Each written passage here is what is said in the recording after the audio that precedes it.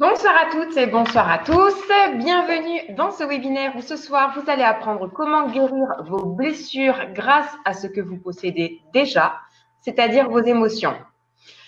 Donc, je me présente, je m'appelle Audrey et ce soir, sur la plateforme de l'Académie de la Nouvelle Vie, j'ai le plaisir d'accueillir Coralie Château-Thomas, qui est donc thérapeute énergéticienne et Chanel et qui ce soir va nous enseigner comment guérir nos blessures grâce aux émotions. Bonsoir Coralie. Bonsoir Audrey, bonsoir à toutes et tous. Désolée pour le prénom, je pense que c'est dû juste avant l'antenne. En fait, je demandais si je disais Coralie Château-Thomas ou pas et pour le coup, ça m'a fait… J'ai l'habitude qu'on m'appelle Aurélie aussi. Moi aussi, remarque. Je sais pas pourquoi. Bon, en tout cas, j'espère que vous êtes en forme ce soir, qui nous regardez.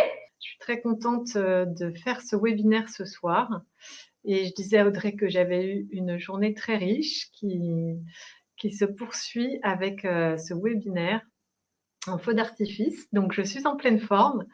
Et donc, je vais vous parler ce soir, peut-être que pour certains, vous vous demandez de quoi il s'agit, guérir ses blessures grâce à ses émotions. Qu'est-ce que ça veut dire ce truc-là? Et je vais vous dire ce que sont les blessures, je vais vous dire ce que sont aussi pour moi les émotions et comment elles sont reliées, et puis comment on peut les utiliser en fait pour dépasser, transcender tous les blocages qu'elles ont créés dans notre vie, tout ce qu'on a pu développer à notre insu dans notre vie. Et grâce à l'identification de nos blessures et des émotions qui sont associées, en fait, ça permet de prendre du recul et de la conscience pour pouvoir les utiliser pour se libérer de tous ces blocages que l'on rencontre dans notre vie. Donc, avant, pour ceux qui ne me connaissent pas, je m'appelle donc Coralie Thomas-Château, comme tu l'as dit Audrey, et je suis thérapeute depuis 2001. J'ai commencé en faisant du massage énergétique holistique, que je fais toujours. Et puis, à la suite de ça, j'ai écrit un premier ouvrage, ensuite un autre. J'ai animé des stages, des ateliers, etc., de relaxation principalement. Et je me suis spécialisée donc dans la libération par rapport aux émotions et aussi des croyances limitantes. Et j'ai une troisième formation qui concerne l'identification et la réalisation de sa mission de vie. Voilà. Donc, le sujet dont je vous parle ce soir, en fait, il concerne la toute dernière formation, qui est un livre audio dont je vous parlerai plus tard. Mais c'est quelque chose qui me tient particulièrement à cœur parce que j'estime que c'est vraiment une clé. Les informations, les connaissances que je vais partager avec vous ce soir, ce sont des connaissances qui vont vous amener à prendre du recul, à prendre conscience de certaines choses qui, rien qu'en prenant conscience, ça va être une première étape de libération. Et surtout, ça va vous donner l'inspiration, les déclics pour pouvoir trouver quelles sont les solutions qui vous correspondent à vous par rapport aux blocages que vous rencontrez dans votre vie. Ces blocages, ça peut être au niveau relationnel, des conflits relationnels, ça peut être dans le domaine de votre activité où vous ne vous sentez pas à votre place, ça peut être par rapport à une problématique de santé. Voilà, ça concerne en fait tous les domaines de notre vie. Et comme tu disais Audrey, on a tous des blessures, on ressent tous des émotions aussi, et on traverse tous des événements dans notre vie qui sont, on peut les appeler défis, on peut les appeler difficultés, épreuves, etc. Et tout ça, en fait, ça vient ça se manifeste pour que on puisse prendre conscience de ce qui nous limite, de prendre conscience de notre part d'action, même si c'est à notre insu, ou notre part de responsabilité dans ce qui se passe. Et en fait, tout ça vient nous dire, nous aider à voir ce que l'on n'arrive pas à voir sans cette difficulté, pour que justement on puisse la dépasser.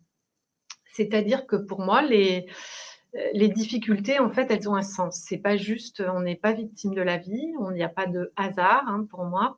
C'est simplement des choses qui sont comme des panneaux indicateurs qui viennent nous dire, regarde, voilà, pourquoi tu vis ça et voilà comment tu peux t'en libérer.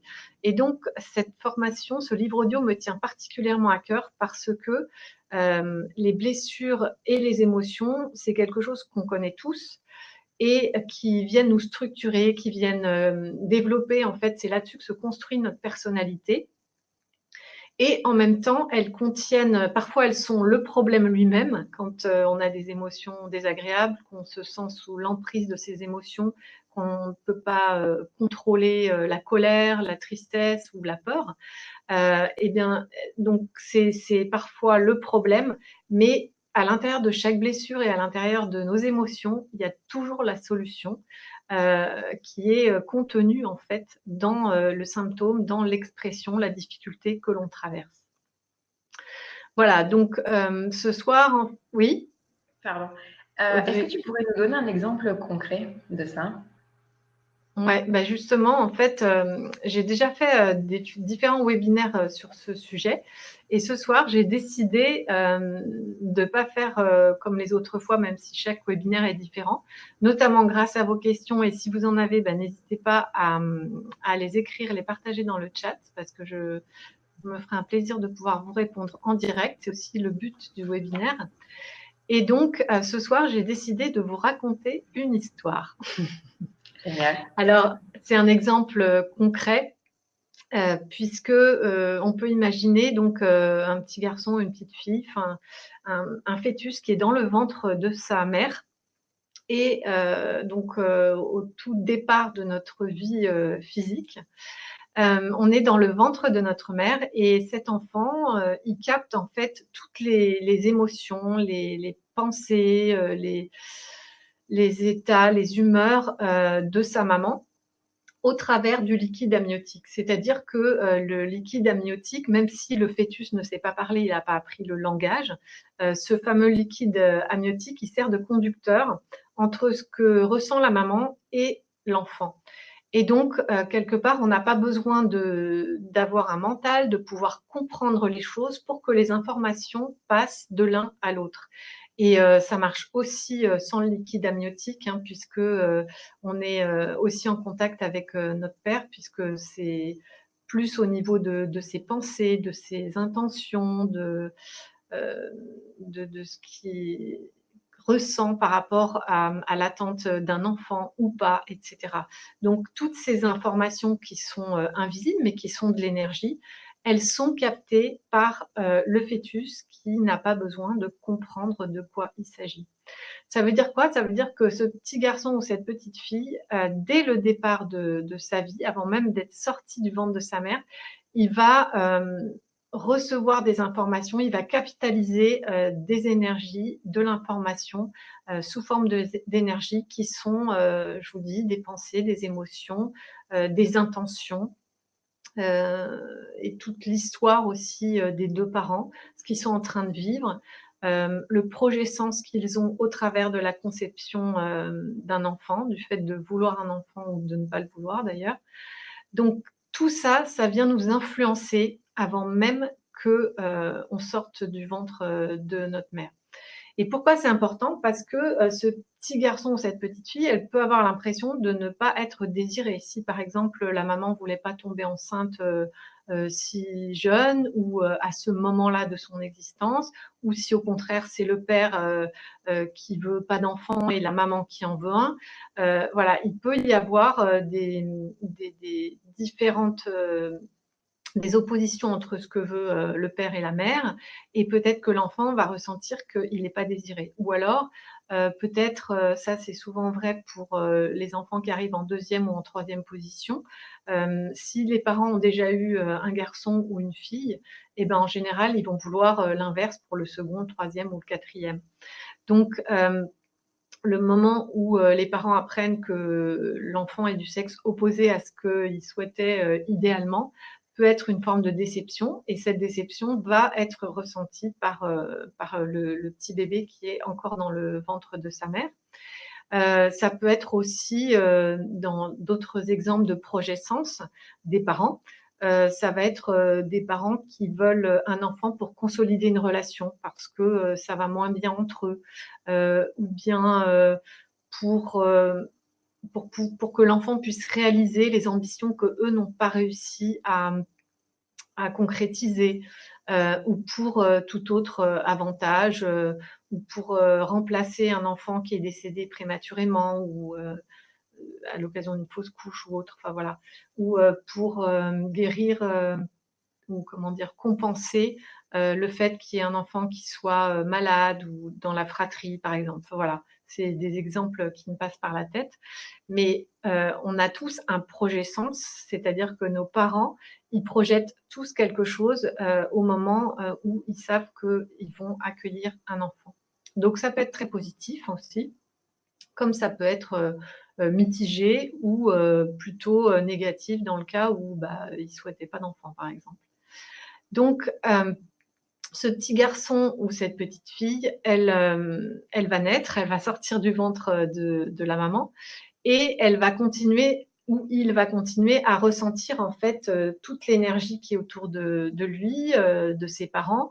Ça peut être de l'amour, ça peut être toutes les informations qui sont communiquées au travers du langage, leurs valeurs aussi, enfin tout ce qui vient des parents en fait, même que ce soit les mots, les gestes, les intentions, même si c'est pas visible, c'est de l'information au niveau énergétique qui est captée par l'enfant qui ne parle toujours pas.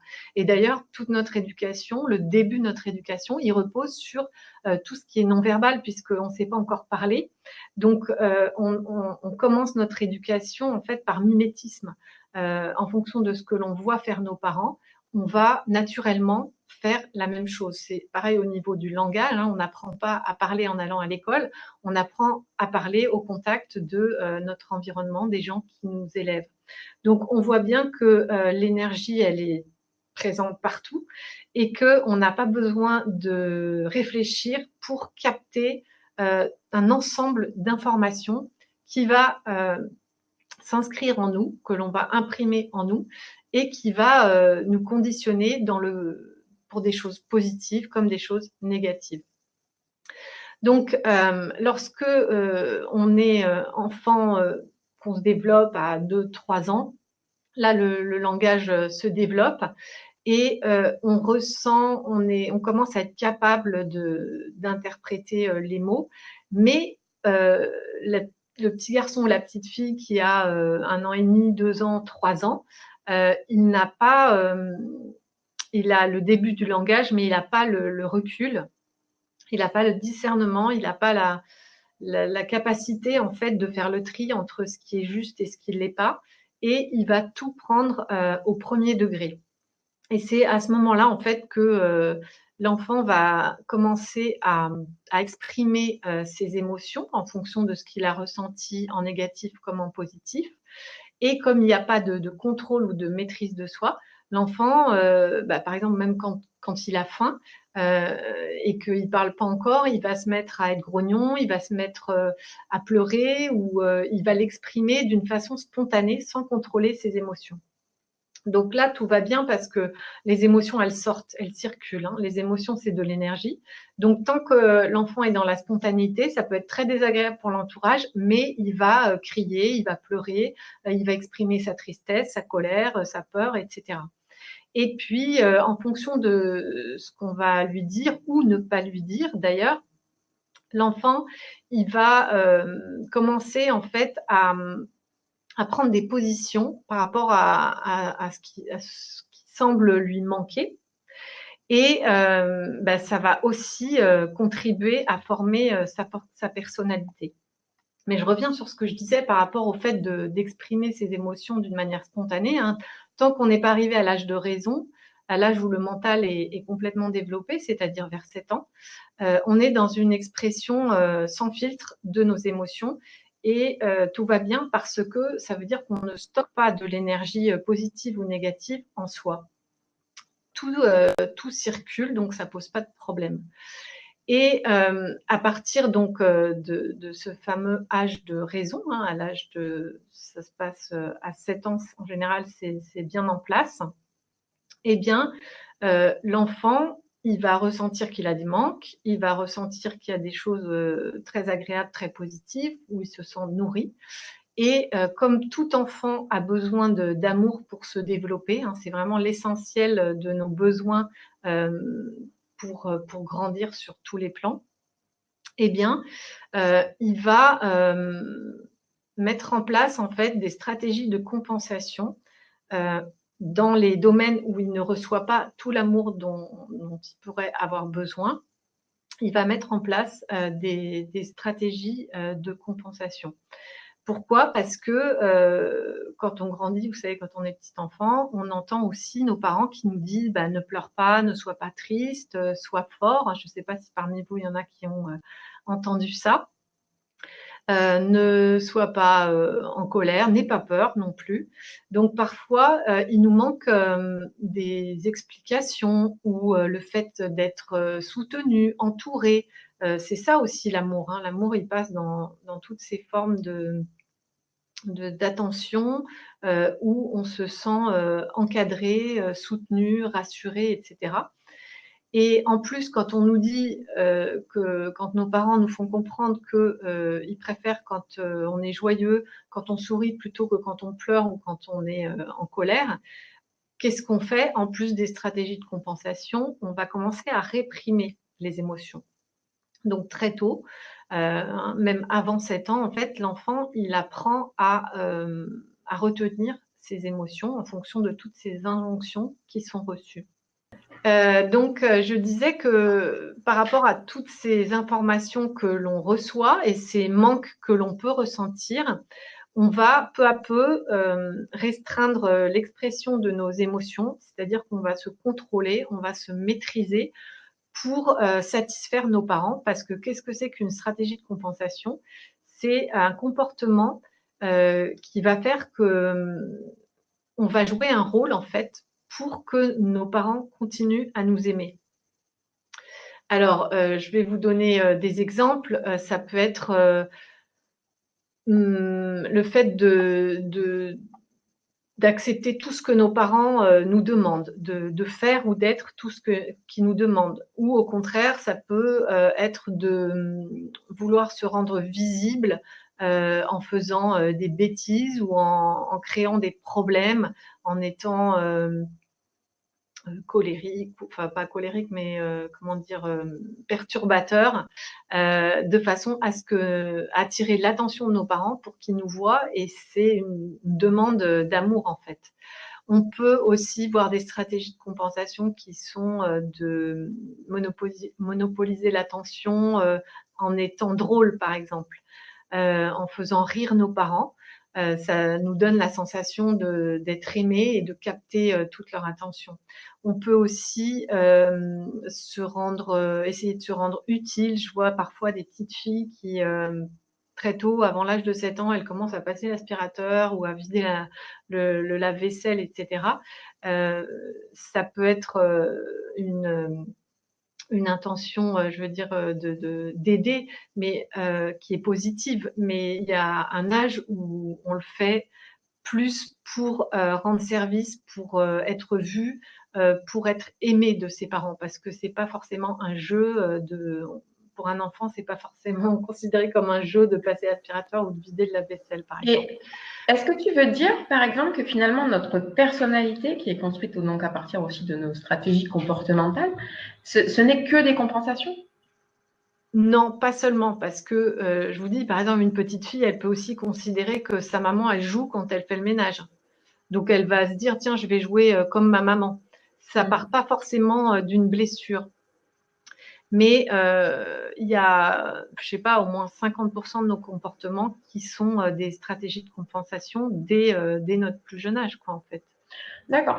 Si on prend par exemple, tout à l'heure, tu disais qu'il y avait des enfants qui pouvaient prendre le rôle du comique pour amuser leurs parents, pour les faire rire, etc. Et si finalement cette blessure et cette stratégie-là les amenaient à devenir un comique nationalement reconnu? Oui, Est-ce qu'à ce moment-là, ça se transforme pas également en positif, don, en talent, voilà? Si.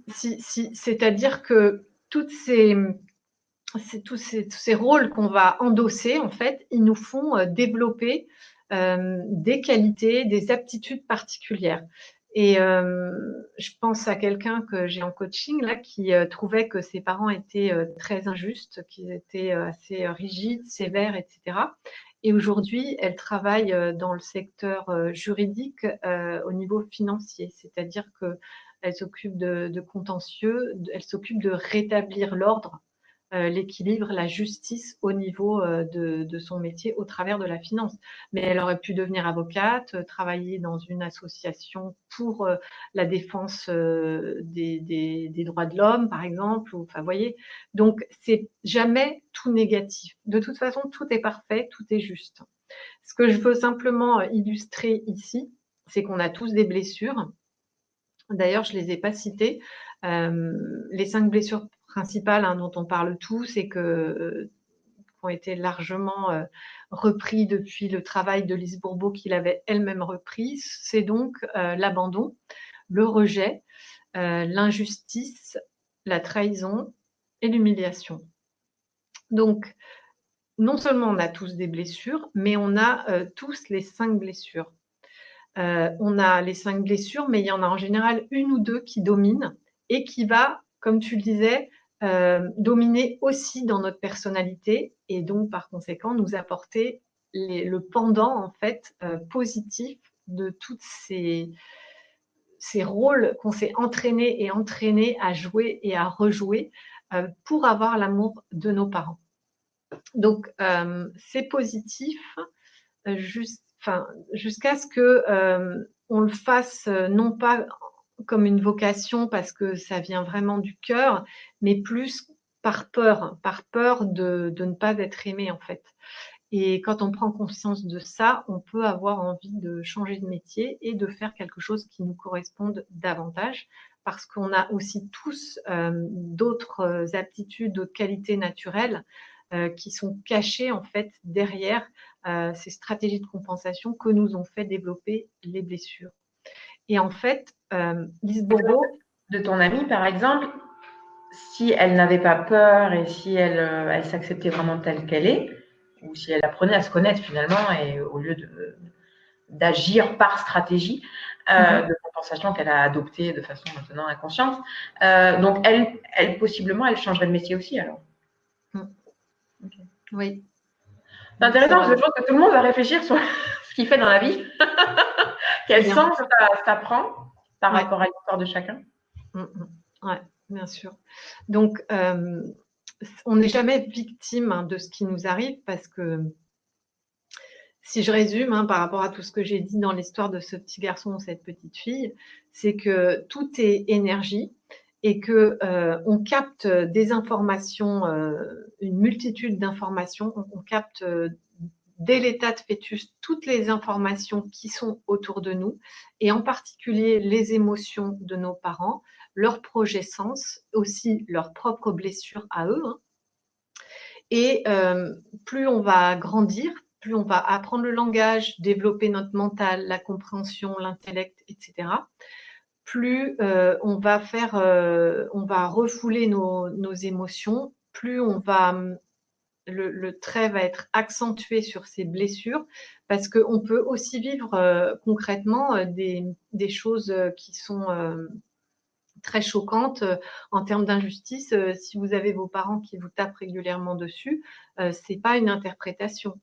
C'est pas une perception au niveau de l'énergie. Il peut y avoir des faits concrets qui s'accompagnent aussi de ce que l'on ressent et qui sont des véritables blessures qui viennent les confirmer. Donc, je pense à une autre personne qui a perdu un parent très jeune. Ça, c'est pas quelque chose que l'on perçoit, c'est aussi quelque chose que l'on vit.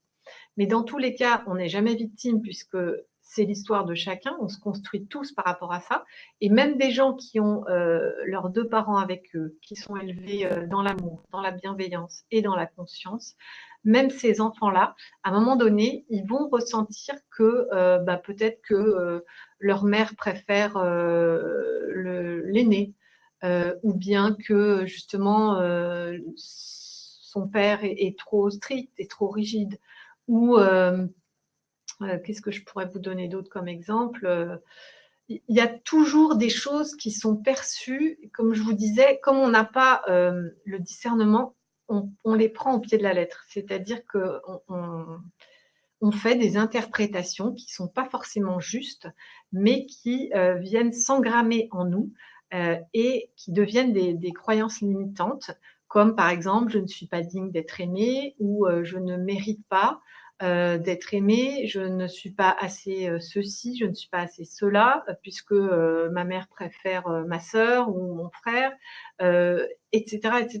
Il y a que ça, en fait, dans notre petite enfance. On passe notre temps à ressentir, à percevoir les choses, et puis ensuite, plus on grandit, à les interpréter avec notre mental. Et c'est là où se forgent donc ces fameuses croyances limitantes. Et c'est aussi le moment où on commence à accumuler des charges émotionnelles en nous, puisque les émotions ne circulent plus spontanément, donc elles viennent s'engrammer en nous. Et en fait, on est en train de créer nos futures problématiques de vie. Enfin, pas forcément futures, hein, parce qu'on peut avoir, par exemple, différents symptômes au niveau de la santé. Moi, enfant, très tôt, j'avais des allergies, de l'eczéma, etc. Donc, je faisais une réaction au niveau de la peau par rapport à ce qui ne me convenait pas et que je ne savais pas exprimer, ni avec mes émotions, ni verbalement. Donc, mon corps exprimait ça au travers d'une pathologie. Donc, toutes ces croyances limitantes et ces charges émotionnelles, elles vont fabriquer en fait les difficultés qu'on va rencontrer dans notre vie, y compris sur le plan de la santé. Et comme c'est l'énergie que l'on porte à l'intérieur de nous, c'est ce qui va nous revenir en fait en boomerang. L'énergie, ce qui émane de nous, c'est exactement comme lancer une balle de tennis dans un mur. Ça nous revient de l'extérieur vers l'intérieur.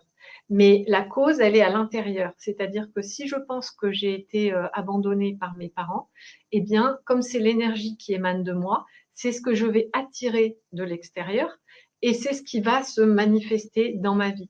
Donc, au niveau de la petite enfance, je peux être rejetée par mes camarades à l'école, je peux ne pas avoir d'amis ou ne pas arriver à me faire des amis.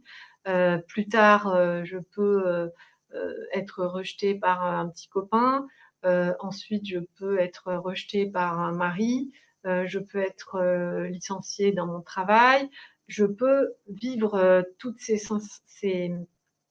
situations d'abandon et de rejet à répétition sans comprendre pourquoi.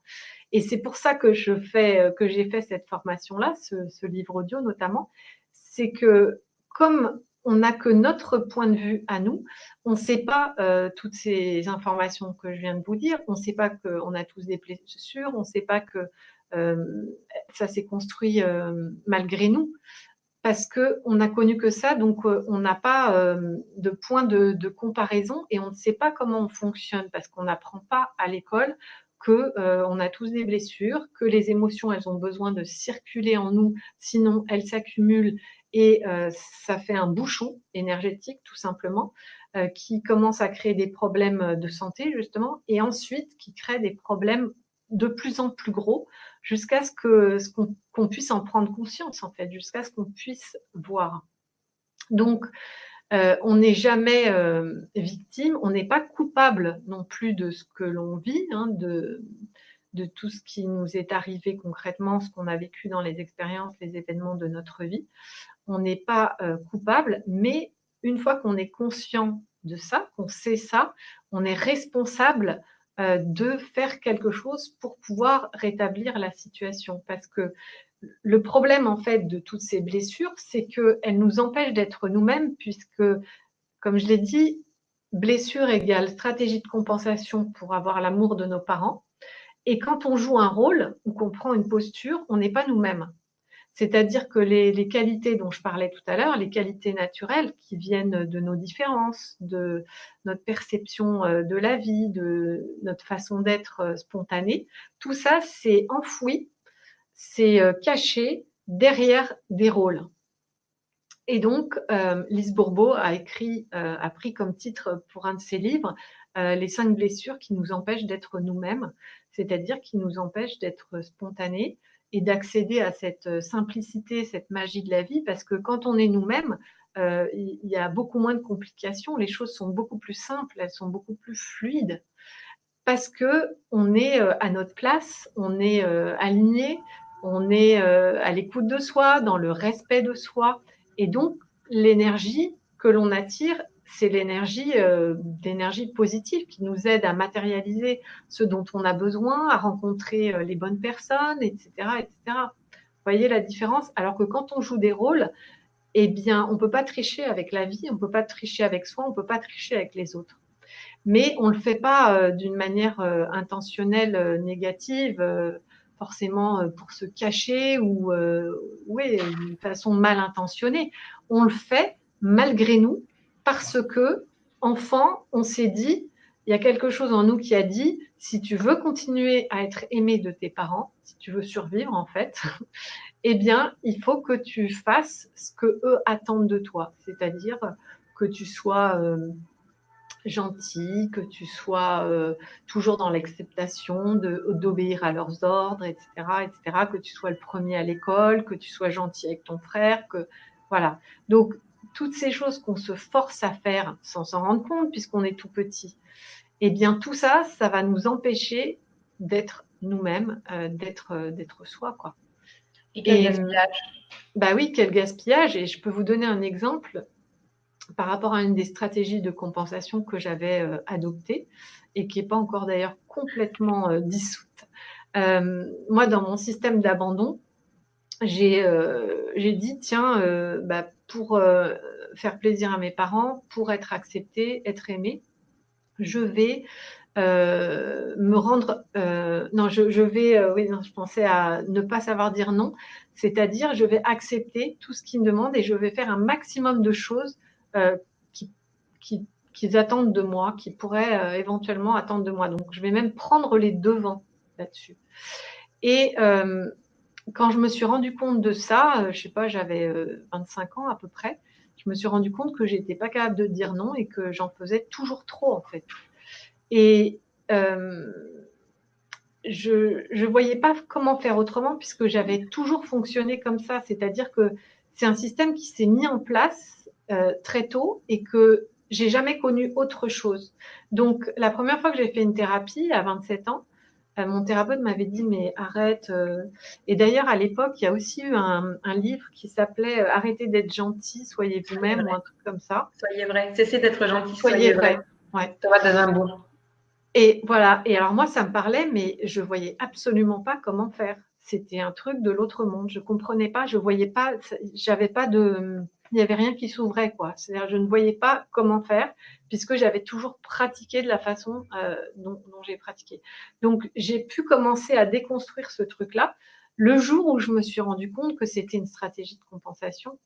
Et donc, le jour où j'ai identifié quelle était ma blessure principale et, et à découvrir tout ce que j'avais mis en place pour pouvoir être acceptée, non pas telle que j'étais, puisque j'ai mis ça en place, puisque j'ai pensé que j'étais pas acceptée telle que j'étais naturellement, évidemment.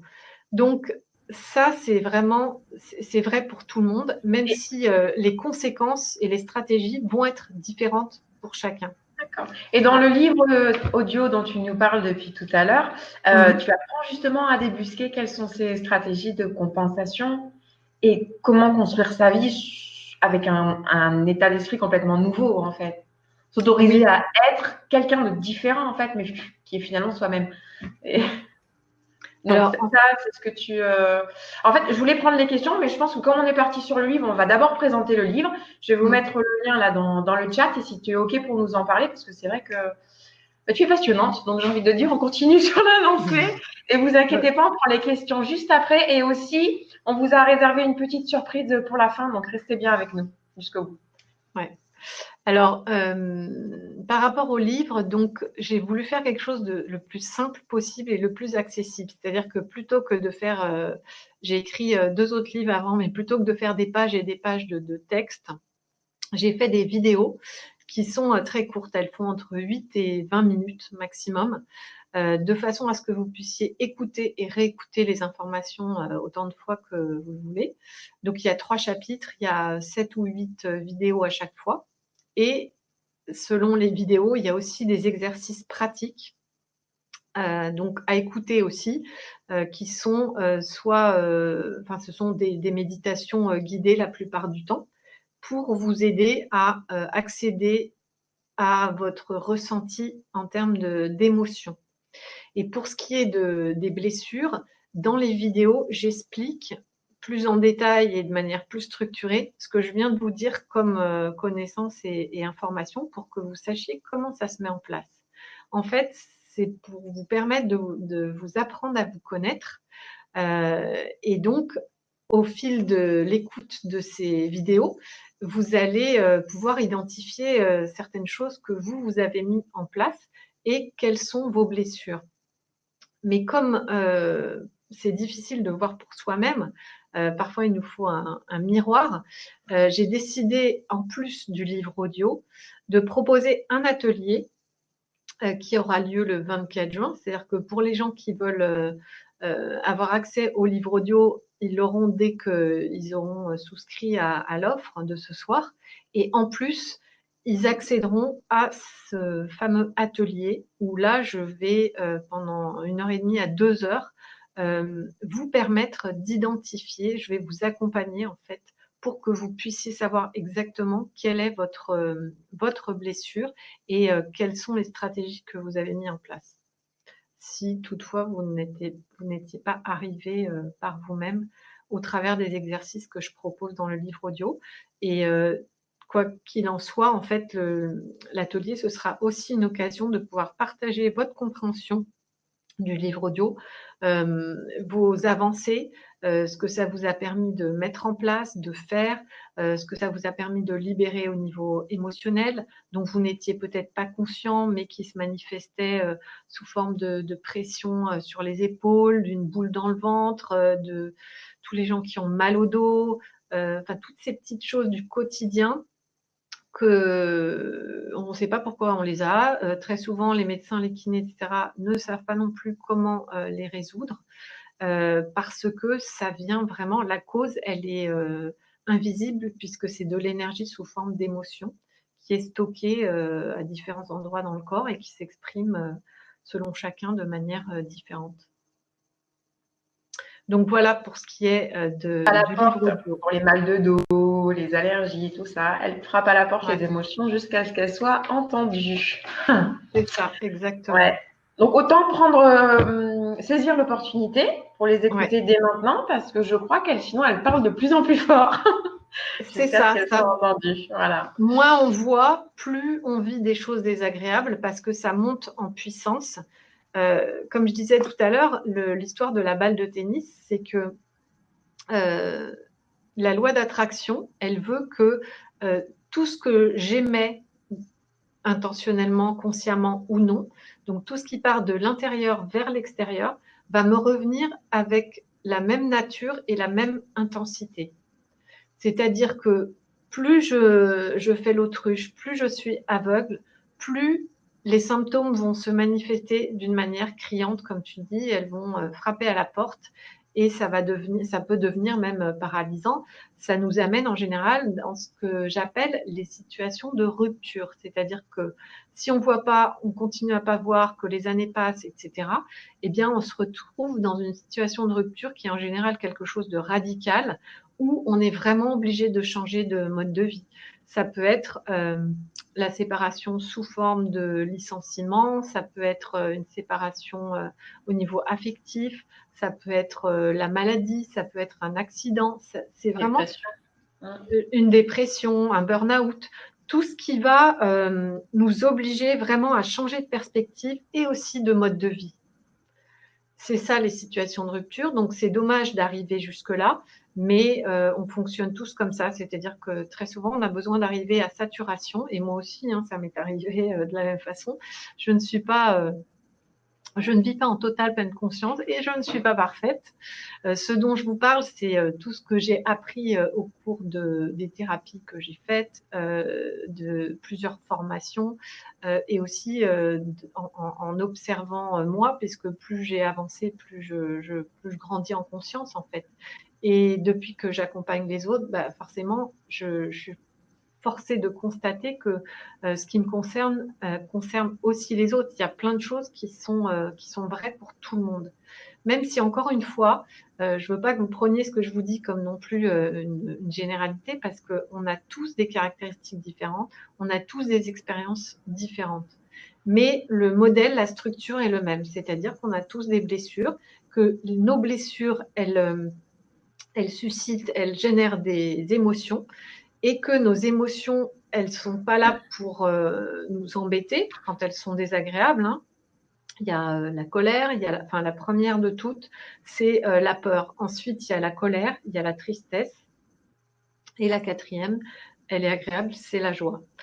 Et nos émotions, elles sont à la fois comme un système d'alarme où elles viennent nous, quand elles sont désagréables, elles viennent nous dire attention, il y a un truc qui ne va pas, tu n'es pas aligné, tu n'es pas en accord avec toi-même. Et elles sont aussi des panneaux indicateurs, parce que ça, je l'explique dans un des chapitres du livre audio. À chaque émotion correspond un message particulier.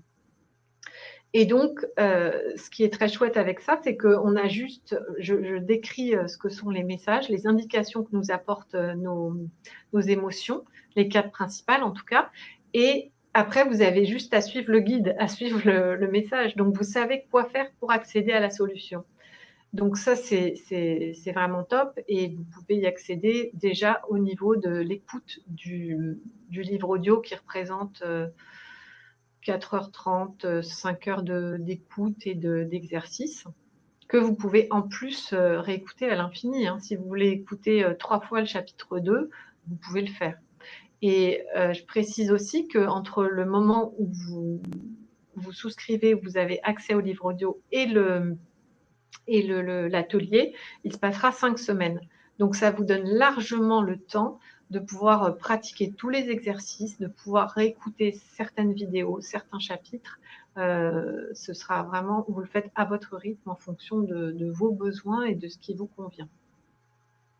Écoute, merci beaucoup pour cette présentation. Donc, vous avez bien donc, le lien, on me dit que le lien fonctionne. Donc, si vous nous voyez en direct, cliquez dessus et regardez la proposition. Donc, qu'est-ce que contient ce livre audio et l'atelier donc qu'il y aura le 24 juin. À l'heure, c'est 20h30. À 20h30, ok. Comme ça, c'est super, c'est pratique pour tout le monde. De même que si vous nous voyez en replay, vous avez également la possibilité de vous inscrire pour recevoir le livre audio et pour l'atelier sur la page du site internet. Et si vous nous regardez sur YouTube, dans la description de la vidéo, vous avez un lien qui vous amène à tout ce dont nous venons de parler. Voilà. Eh bien, écoute, franchement, alors, je précise aussi que pour ceux qui auront accès au livre audio, vous serez sur une plateforme dans laquelle, à la fin de chaque vidéo, vous avez un espace de commentaires dans lequel vous pouvez laisser à chaque fois votre question, un partage. Donc, je réponds en fait à votre question. C'est comme si vous aviez une ligne directe avec moi. On communique et je réponds à toutes les questions. Donc ça, c'est aussi un plus. Et il y a également, en plus de ce que vous voyez dans le descriptif qui est l'offre qui est là ce soir, il y a des bonus en plus parce que j'ai rajouté des choses. J'ai fait dernièrement une synthèse des différentes étapes de notre construction, de la construction de notre personnalité, de l'installation des blessures, des émotions correspondantes, etc. J'ai fait une synthèse que je n'avais pas faite au départ et donc je l'ai rajoutée dans la conclusion au 3e chapitre. Donc, vous aurez plein de surprises en plus. Et il y a Ruby justement qui demande, pourriez-vous parler un petit peu des types de solutions que vous proposez dans l'audio? Dans l'audio, alors, la toute première solution, c'est parce que en fait, les gens, tant qu'on n'est pas conscient de tout ça, ou parfois on arrive à le voir très bien chez les autres, mais on ne le voit pas pour soi. Tant qu'on n'est pas conscient de tout ça et qu'on est toujours dans un comportement d'évitement de ses émotions, de refoulement de ses émotions, on peut vouloir les exprimer pour se libérer, se sentir plus léger, sentir plus de fluidité, de souplesse même dans son corps, hein. eh bien, on n'y arrive pas parce que la seule chose qu'on connaisse, c'est je retiens, je retiens, je retiens, je ne dis pas, je n'exprime pas, je ne demande pas, je ne me positionne pas, je ne m'affirme pas. Et Et ça, c'est donc, même pas réfléchi, en fait. mais non, non, Maintenant, non, c'est complètement automatique. On n'en ouais, est pas conscient, c'est ça le pire. du tout. C'est pour ça que c'est vraiment important d'écouter ça. Et un des exercices qui me semble prioritaire, c'est de s'autoriser, enfin déjà de s'intérioriser pour écouter à l'intérieur. Et c'est ce que je vais vous proposer dans la petite méditation de ce soir, de tourner son attention vers l'intérieur pour être à l'écoute de ce qui se passe. Et puis plus on fait cet exercice, plus on peut dire après, OK, bah, je veux ressentir ce qui est bloqué en moi. Qu'est-ce qui se manifeste? Ça peut être sous forme d'une tension, d'une douleur, voilà, d'un poids sur l'estomac, de ce que je disais tout à l'heure, le poids sur les épaules, les trapèzes complètement contractés, les mâchoires, pareil, serrées, etc. Donc, dès qu'on pose son attention sur quelque chose, c'est comme si on mettait de la lumière là où il y a de l'ombre. Et donc, ça va libérer, ça va commencer à dissoudre l'énergie. Et s'il y a des blocages, des émotions, des tensions qui sont stockées, je vous accompagne en fait dans ces méditations guidées pour accepter de les ressentir, de les reconnaître, de pouvoir les nommer, parce que c'est en les nommant qu'ensuite vous pourrez avoir accès au message de l'émotion particulière. Et donc de les accueillir, puisqu'on n'a pas non plus l'habitude de ça, puisqu'on nous a dit ne pleure pas, ne sois pas triste, ne crie pas, ne sois pas en colère, etc. etc. Donc on peut dire ah oui, bon, bah, je me sens triste et ne pas savoir comment l'exprimer.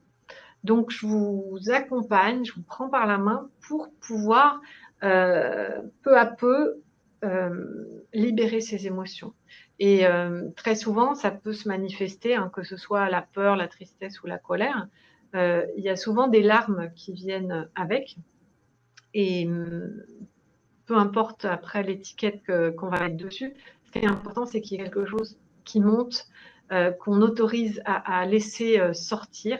Et de la même façon que quand on pleure parce qu'on a appris une mauvaise nouvelle ou je ne sais quoi, c'est pas agréable de pleurer, mais une fois qu'on a pleuré un bon coup, on est soulagé, on se sent plus léger. Et ben en fait, c'est un petit peu ça qui se passe dans l'exercice. Non pas que je vais vous amener à pleurer à chaque fois toutes les larmes de votre corps, mais ça va vous aider vraiment à pouvoir vous autoriser à ressentir ces émotions et elles sortiront ensuite de la manière dont elles souhaitent ou qu'elles doivent sortir. Et l'idée aussi, c'est de refaire le plus souvent possible les exercices parce que on ne peut pas tout libérer d'un coup. Et c'est pour ça que les situations, elles se répètent, même parfois quand on en a pris conscience, on revit certaines situations désagréables, certains blocages, parce que on a vu un aspect au travers de telles difficultés, et puis on a besoin d'y revenir avec une autre perspective, avec d'autres gens, dans une autre situation, et ça va nous montrer un autre aspect de la blessure et des émotions. Donc, l'image, c'est un peu comme qu'on entend souvent, cette image de l'oignon, c'est on enlève une couche, puis une autre, et encore une autre, jusqu'à ce qu'on arrive au cœur. Et moi, un autre exemple que j'aime bien, par rapport à nos blessures et nos émotions refoulées, on en a tellement que on pourrait comparer ça à quelqu'un qui est obèse et qui veut perdre 50 kilos. Objectif, 50 kilos à perdre. Eh bien, cette personne, en aucun cas, elle peut souhaiter de perdre 50 kilos en une seule fois, c'est-à-dire du jour au lendemain. Parce que physiquement, physiologiquement, elle en mourrait. Imaginez perdre 50 kilos dans la nuit, oui, du jour au lendemain, ce serait juste un énorme choc. C'est ingérable. Même psychologiquement, on n'a pas le temps de s'adapter à ce changement-là, sa nouvelle image. Voilà, on a tous besoin de temps en fait et de progressivité pour pouvoir intégrer les choses. Donc ne vous inquiétez pas si vous avez déjà fait des thérapies, un travail sur vous, des formations ou je ne sais quoi, et vous avez l'impression d'en être toujours au même stade. D'abord, vous avez forcément évolué puisque tout ce que vous avez expérimenté vous a donné un petit peu plus de conscience. mais que vous pouvez ressentir le fait d'être revenu un peu à la case départ et de devoir recommencer. Moi, ça m'est arrivé aussi plusieurs fois. Mais quand on sait comment ça fonctionne, on sait que c'est normal ça et que c'est à nouveau un passage comme si c'était, la fin d'un cycle ou le bas d'un cycle. Heu, on redescend toujours pour remonter et au moment où on est en bas, c'est ce moment-là où en général on est dans une forme de mal-être ou de souffrance, hem, où il va y avoir les prises de conscience dont on a besoin pour pouvoir remonter et là-dedans aussi, il y aura les solutions. Donc c'est tout à fait, normal et tout ça je l'explique dans ces petites vidéos pour que vous sachiez vous repérer par rapport à votre propre fonctionnement. C'est aussi une forme De toute façon, d'apprentissage de connaissance de soi. ouais, ça pour la connaissance de soi, c'est magique, hein. Mmh. Je pense que ce que tu proposes, j'ai bien regardé, c'est Mmh mh. Ouais, je pense un que des meilleurs chemins qui soit, entre parenthèses, si ce n'est un des seuls. c'est Après, certaines personnes le formulent différemment, mais ouais. Pour moi, c'est vraiment, il y a tout dedans. C'est extrêmement abouti. Après, je veux pas non plus vous faire, croire que ça va être un miracle, du jour au lendemain parce que c'est pas vrai. Ce qui est en fait, important, il c'est de faudrait bien. l'écouter et de le Ouais. réécouter. Parce que même moi, quand je lis un livre, je vais le lire une première fois ou quand je regarde un film qui m'a plu, je le regarde une première fois, ça me plaît beaucoup. Je le regarde une deuxième fois, je vois d'autres choses que j'avais pas vues avant. Je le regarde une troisième fois et j'ai encore une autre lecture de l'histoire, du message qui était à l'intérieur. Donc, j'ai essayé de mettre l'essentiel dans ces vidéos. Et après, c'est à vous d'avoir une certaine persévérance dans la pratique jusqu'à ce que vous constatiez par vous-même votre évolution. Parce que même si ça demande du travail, même si ça demande de l'effort, même si ça demande de la constance, vous serez toujours beaucoup plus gagnant à faire ce travail qu'à laisser les choses en état. Mmh. Parce que ceux qui n'avancent pas reculent.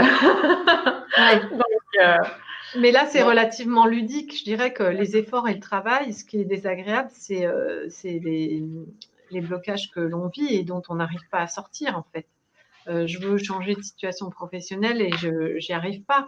Ou je veux rencontrer le grand amour et j'y arrive pas. Ça, c'est un blocage et ça, c'est un effort. Ça me pompe de l'énergie au quotidien. Alors que euh, écouter ces vidéos et se laisser porter dans une méditation, moi, je trouve ça plutôt cool, hein. Après, de toute façon, si vous êtes consistant, persistant, mmh, quel que soit votre problème, un jour ça lâchera. mmh, C'est juste, c'est je ça, sais qu'il y a des exactement. personnes pour qui c'est beaucoup plus rapide que Oui, pour d'autres. Il y en a tout qui se à fait. traînent le même problème, le même boulet depuis qu'elles sont jeunes et elles ont fait 150 thérapies et tout ça. Mais à chaque fois, comme disait Coralie, à chaque fois vous avancez un petit peu. En fait, vous n'êtes pas conscient véritablement de ce qui se passe dans votre structure énergétique, mais il se passe des choses. Et il y a aussi comment dire, le temps. Il faut laisser aussi le temps aux choses. Ça peut bouger énormément de choses, d'ailleurs, des choses qui vous appartiennent, qui vous appartiennent pas. Ça peut venir de très loin, en fait. Vous n'êtes vraiment pas conscient. En fait, nous ne sommes pas conscients véritablement de ce qui Ouais, nous habite et du pourquoi fondamental d'une chape de plomb. ouais, Pour certaines personnes qui va s'exprimer différemment. Ça peut être la timidité, ça peut être les compulsions alimentaires, ça peut être ne pas oser s'affirmer, ça peut être, enfin bref, tout le monde a un ou des problèmes qui le suit depuis un petit peu tout le temps. ouais. Mais au final, si vous vous occupez de ça, tôt ou tard, vous passerez au-dessus de votre problème. Vous arriverez à cette transformation dont Coralie nous parle depuis tout à l'heure. Ouais, c'est ça. Un jour, il y a un déclic.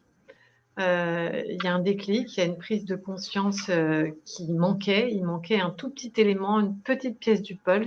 Et Et ça lâche puis, plus. ça arrive. Et moins on culpabilise, moins on cherche d'une manière obsessionnelle à trouver la solution, trouver la solution, trouver la solution.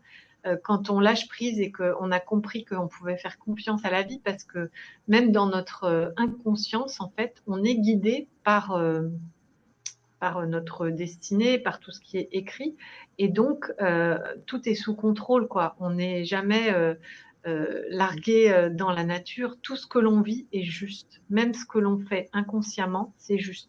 Même si c'est désagréable, même si ça nous amène dans le mur, c'est ça qui va nous permettre de changer de regard, de changer de façon de faire, changer de perspective, de conscience. Et donc, tout est juste. Et quand on a compris ça et que on sait qu'on peut faire confiance à la vie, à son inconscient, eh bien, on arrive à lâcher prise en fait. C'est-à-dire, pour moi, lâcher prise, ça veut dire faire confiance. Se faire confiance à la vie, à l'énergie, à toutes ces lois auxquelles on ne peut pas se soustraire, hein, comme la loi d'attraction.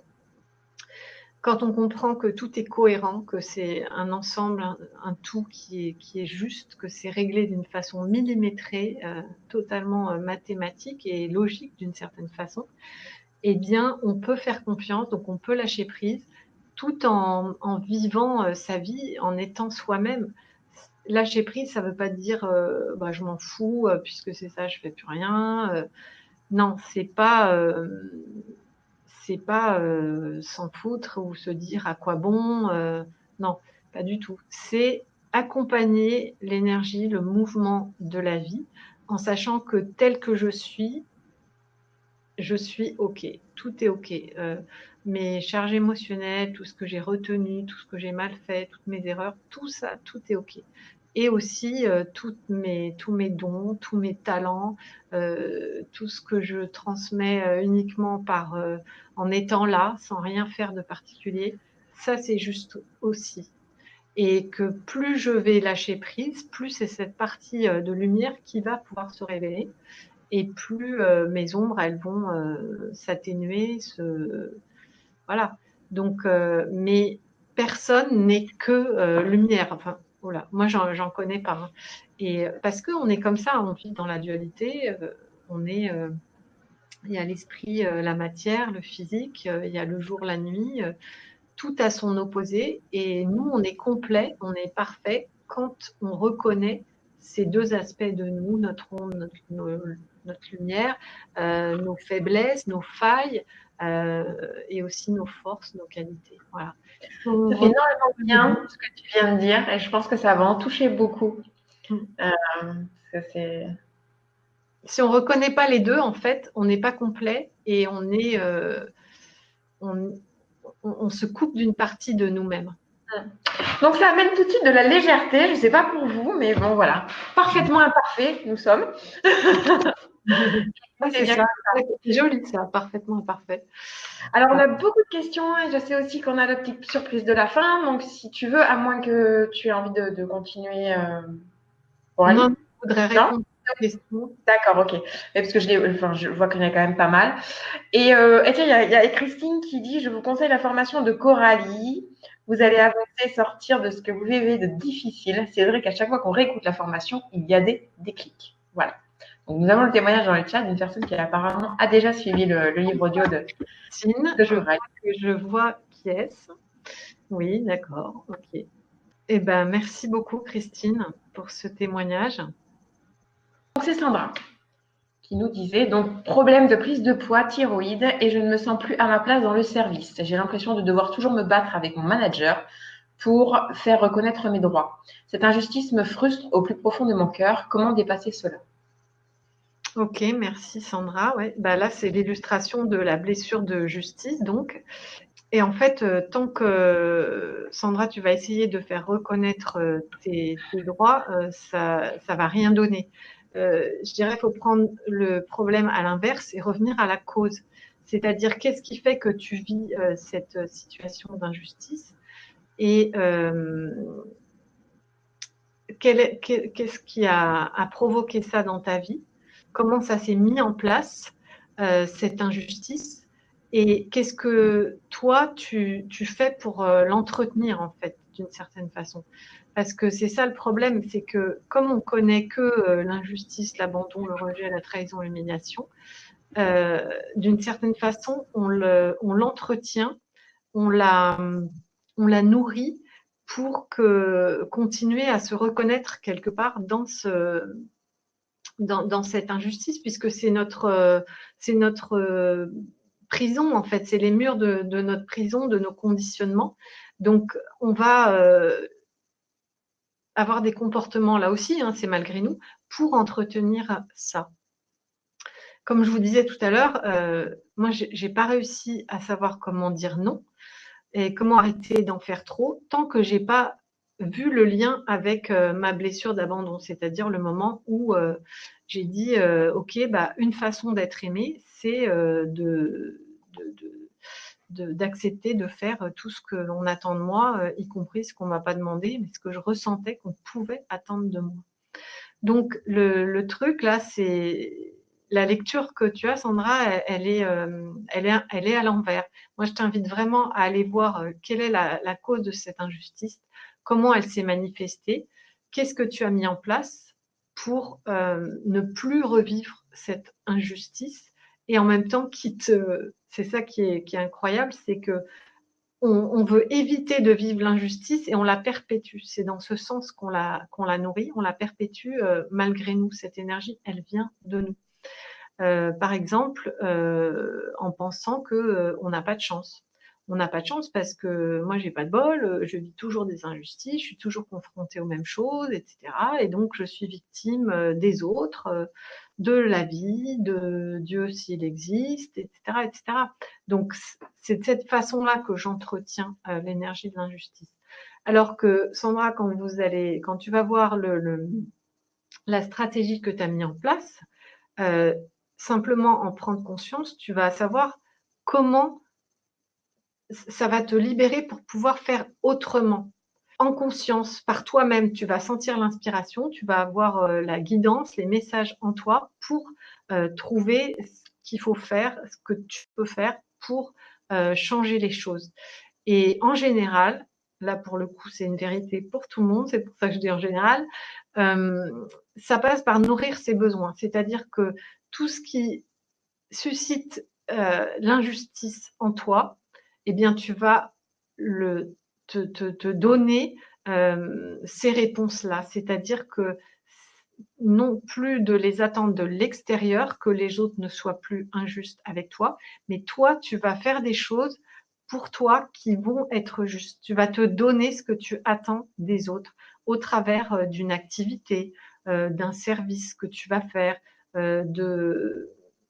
ça peut être au travers d'une autre forme d'expression dans ton activité, par exemple. Ça peut être des petites choses qui sont bénévoles, mais c'est des choses que tu vas faire pour toi avant de les faire pour les autres. C'est-à-dire qu'en nourrissant ce besoin qui n'a pas été nourri à un moment dans ta vie, c'est comme ça que tu vas réparer et que tu vas changer ton énergie à l'intérieur. Et du coup, naturellement, tu vas voir que les choses changent autour de toi et dans ta vie. C'est-à-dire que tu vas attirer de l'extérieur des choses différentes grâce à ce changement de perspective qui va changer ta propre énergie dedans. C'est ça le chemin en fait. Tu sais que j'aurais rêvé de te rencontrer au moment où j'avais des problèmes avec l'injustice et je ressens parfaitement ce que Sandra éprouve. Et, alors la frustration, ça changer tout. Ça passe aussi par quand j'ai cité les quatre émotions principales que sont la peur, la tristesse, la colère et la joie. La frustration, c'est une sous-émotion de la famille colère. Je suis frustrée parce que je n'arrive pas à m'affirmer, je ne me sens pas à ma place, je ne me sens pas reconnue, j'ai l'impression d'être victime des autres, etc. Donc cette frustration, plus elle va grandir, plus elle va générer de colère. Donc il va falloir aussi l'exprimer, la laisser sortir, la laisser circuler. Et ça, c'est dans les méditations guidées pour apprendre ce processus, pour lâcher. Dans le livre audio que tu proposes et l'atelier. Et vous avez le lien dans le chat. Alors, il y a Aurélou qui nous dit « Je suis un avortement manqué. » Pardon, je reprends. « Je suis un avortement manqué par intermédiaire d'un guérisseur. Forte impression de n'avoir pas le droit à la vie. Des années de thérapie qui m'ont amené à de grandes avancées, mais c'est toujours là.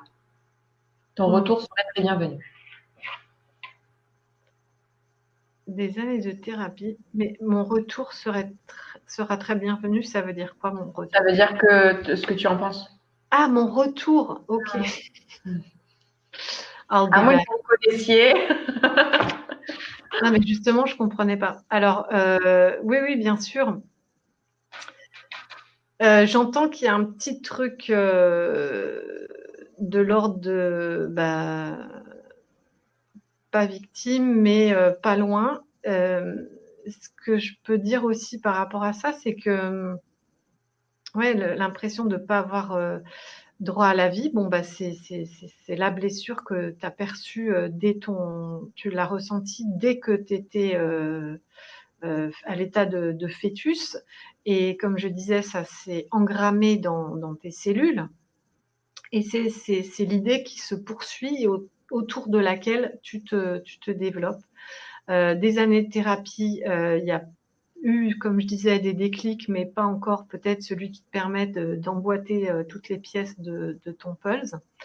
Et il y a un besoin aussi d'accepter que on ne change pas son histoire. C'est-à-dire qu'on peut prendre de plus en plus de hauteur, de recul, c'est-à-dire de conscience, mais les événements, on ne peut pas revenir dessus. On ne peut pas changer le passé.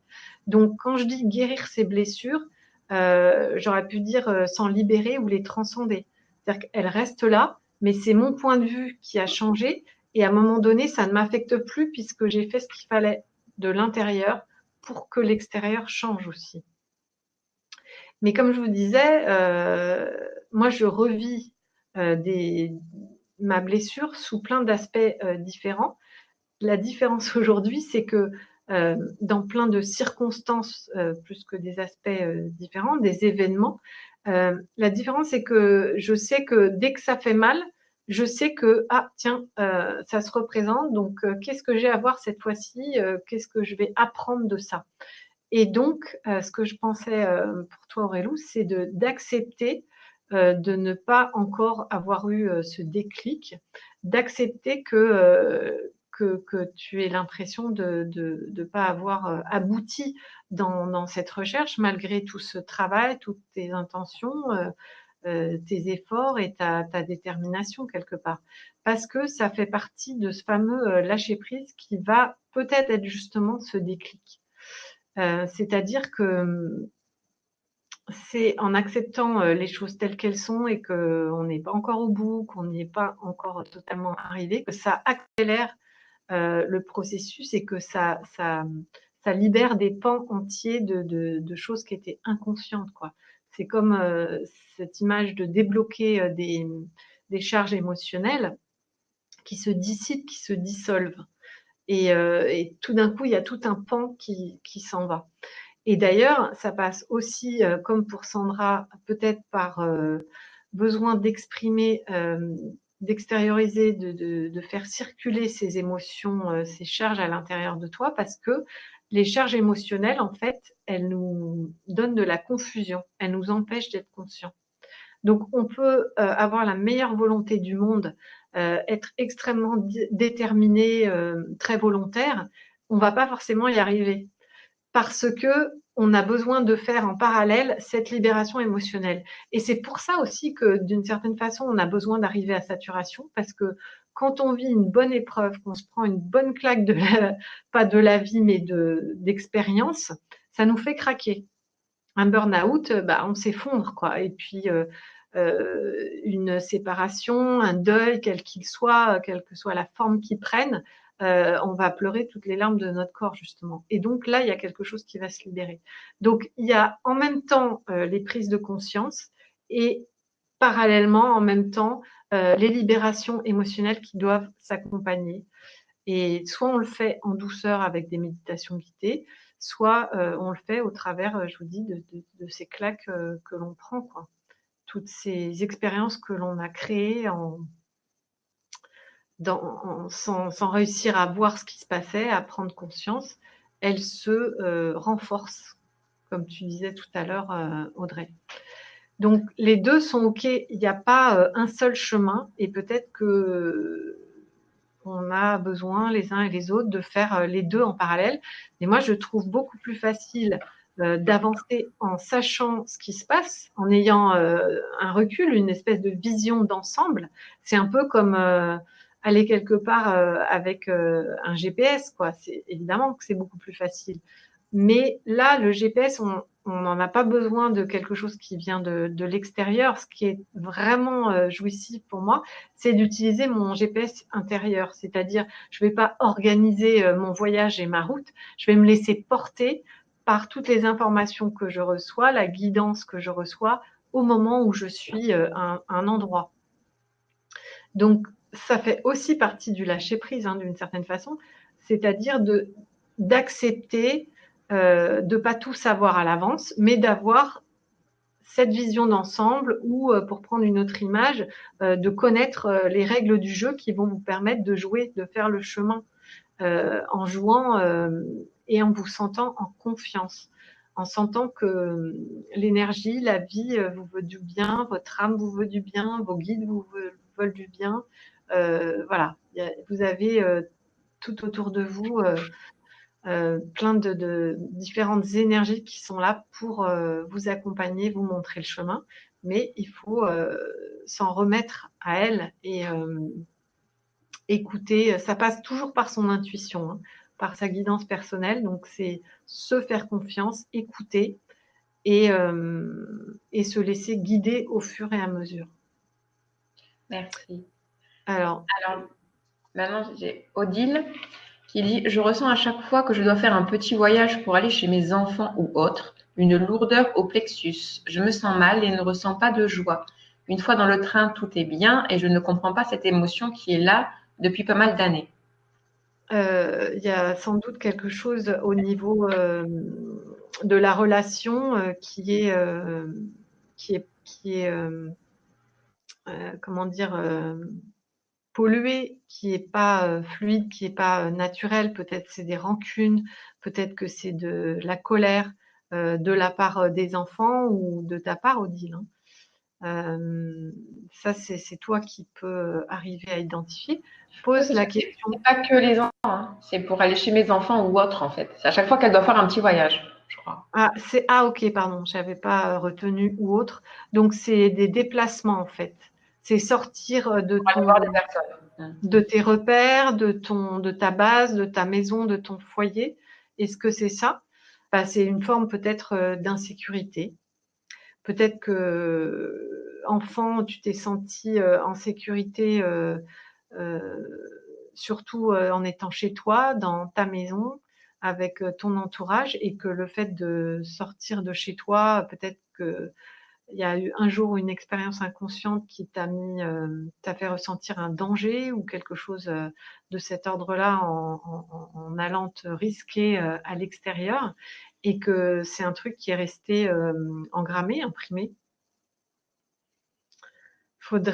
Moi, là, ce que je t'invite à faire, Odile, c'est pose la question à ton âme, à ta guidance intérieure, même si tu sais pas comment ça fonctionne et quoi. Tu te poses la question et observe dans les heures et les jours qui suivent quelle réponse tu vas avoir sous forme de signes, d'intuition. Peut-être que tu vas te dire: «Ah bah, c'est mes pensées, c'est mon mental, je délire» et cetera, et non, fais-toi confiance, écoute ce qui est là. Peut-être que tu vas avoir des souvenirs, peut-être que tu vas retomber sur un livre, un film de ton enfance qui va justement venir en résonance avec ce que tu as vécu, mais qui n'est pas conscient et qui t'a généré cette forme d'insécurité. Quelque chose de cet ordre-là. Fais ça tout simplement, de te poser la question. Pose la question à ton âme, à l'intérieur de toi, à ton guide, et tu vas avoir la réponse qui va se manifester à toi, que ce soit au travers du canal de l'intuition, par des pensées, des images, et toute autre forme de signes, de synchronicité, de coïncidence qui vont arriver de l'extérieur aussi, dans les heures et les jours qui viennent. Ça peut être au travers d'un rêve dès cette nuit. Fais-toi confiance et écoute ce dont tu as besoin de prendre conscience au travers de ça. Et puis, utilise une des méditations guidées pour pouvoir voir comment faire bouger, identifier, donner du mouvement à cette lourdeur, puisque ça signifie qu'il y a quelque chose qui est accumulé, là, qui fait un bouchon, de façon aussi à ce que, à ce niveau-là, concrètement, ça puisse commencer à bouger. Parce que ça va aider à ce que tu aies ces révélations que tu attends pour t'en libérer complètement. Merci. Alors maintenant, il y a un message de Corinne qui dit: bonsoir, je suis mamie d'une petite fille. Ma belle-fille n'en peut plus car elle pleure chaque soir. La petite lui demande beaucoup selon elle. Elle est très collante, entre guillemets, plaintive et elle a l'impression de ne pas savoir faire. Elle est à bout. Il faut savoir que ma petite fille est née à 7 mois. Comment aider ma belle-fille? Moi, je trouve que la petite pousse comme un champignon. Elle est magnifique et équilibrée selon moi. Merci beaucoup. Bah, c'est marrant, merci Corinne aussi pour ce partage. Toi, tu as la sensation qu'elle est bien, elle est équilibrée, magnifique, mais c'est pas le ressenti de ta belle-fille. Ce qui signifie que peut-être que ta belle-fille projette ses propres manques, ses propres blessures sur sa fille, d'une part. Et comme tu le dis, le fait qu'elle soit née avant terme, ça a créé, comme pour, je ne sais plus si c'était pour Odile ou Aurélou, une forme d'insécurité et de peur, de danger par rapport à cette nécessité de survie, de prendre soin, etc. Donc, elle est, comment dire, investie dans la protection, l'éducation de sa fille. Et en retour, sa fille, elle est collante. C'est normal puisqu'elle sent qu'elle est dépendante totalement de sa mère.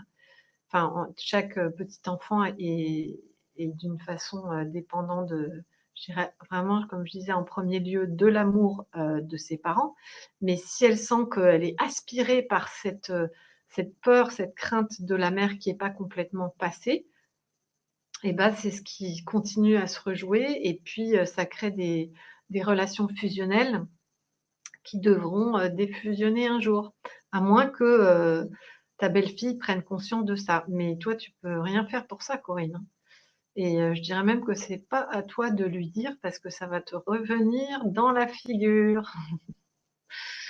Donc, est-ce que ta question, c'est qu'est-ce que tu peux faire pour elle? Oui, c'est ça. C'est comment faire pour aider sa belle-fille. Bah, surtout, ne pas la juger par rapport à ce que toi tu perçois, même si ce que je te dis, te parle, que tu ressens la même chose, ne pas la juger et faire tout ce qui peut aider à rassurer, ta belle-fille, donc la maman, en fait. C'est comment tu peux, la l'aider, pas te substituer à elle, mais la soulager dans tout ce qu'elle fait, mais ne surtout pas lui dire ce que toi tu vois, parce que ça, elle pourrait mal le prendre. Il faut qu'elle le voie par elle-même, qu'elle en prenne conscience par elle-même. Tu peux lui suggérer, je sais pas, certains films, certaines choses qui vont l'aider à prendre conscience de ça d'une manière douce. Je sais pas si un livre, un témoignage, ou des méditations guidées hein, qu'elle va trouver, ou ce livre audio. Je ne sais pas quel va être le déclic pour elle. Mais en fait, c'est en l'acceptant telle qu'elle est, avec cette faille-là, et ce truc qui est inconscient en elle, en étant juste présente, en lui donnant un amour inconditionnel, en fait, hein, sans toi te faire du souci. Parce que ta question, finalement, elle vient nous dire que toi, ça te pose un problème aussi et que tu t'inquiètes par rapport à ça. Eh bien, rassure-toi, parce que ce qui se passe, c'est tout à fait normal. Et on peut pas, comme c'est présent partout, dans chaque relation parent-enfant, dans chaque développement, évolution, éducation des enfants, c'est présent partout. Donc, cool, quoi, tout est OK, même si c'est douloureux pour la personne et que ça résonne en toi par empathie. Eh ben, occupe-toi de toi, Corinne, en fait, pour que tu sois plus perturbée par ça. Et je sais que c'est difficile parce que les gens qu'on aime, on est encore plus en empathie et on ne peut pas complètement faire la part des choses. Mais pourtant, c'est l'histoire de ta belle-fille avec ta petite fille. Ce que tu peux faire aussi, c'est parler à ta petite fille, même si elle n'est pas en âge de comprendre. Je ne sais pas si vous avez vu, il y a eu un film il n'y a pas longtemps, je ne sais plus comment il s'appelait. C'est des enfants qui sont abandonnés à la naissance ou qui sont nés sous X. Et ils ont fait un film là-dessus. En fait, c'est des gens qui ont été formés pour parler aux nourrissons, donc qui n'est pas du tout, qui ne connaît rien au langage, etc. Et les accompagnants, les gens qui s'occupent d'eux, qui vont les élever dans ces structures, je ne sais plus si c'est des trucs publics ou quoi, enfin peu importe, ils leur disent carrément, voilà, ton papa et ta maman n'ont pas pu s'occuper de toi maintenant, elle n'a pas pu t'aimer ou je sais plus comment c'était formulé, mais nous, on va le faire, nous, on est là pour toi. Et c'est des gens hyper bienveillants, pleins d'amour, qui entrent en contact avec les enfants, qui les prennent dans leurs bras. Et donc là, il y avait tous les âges, dont des nourrissons. Et j'ai trouvé ça vraiment magnifique. Et il y en a une autre aussi qui fait ce travail. C'est une sage-femme qui est maintenant spécialisée, je ne sais pas si elle est devenue thérapeute, mais elle donne des bains aux enfants. Oh, c'est dommage, son nom, on la trouve sur YouTube. Et elle aussi, elle parle aux enfants. Elle leur parle comme si c'était des adultes. Elle leur dit, bah, maintenant, ça va bien se passer. Ok, tu es né avec des forceps, tu es né dans telles circonstances, etc.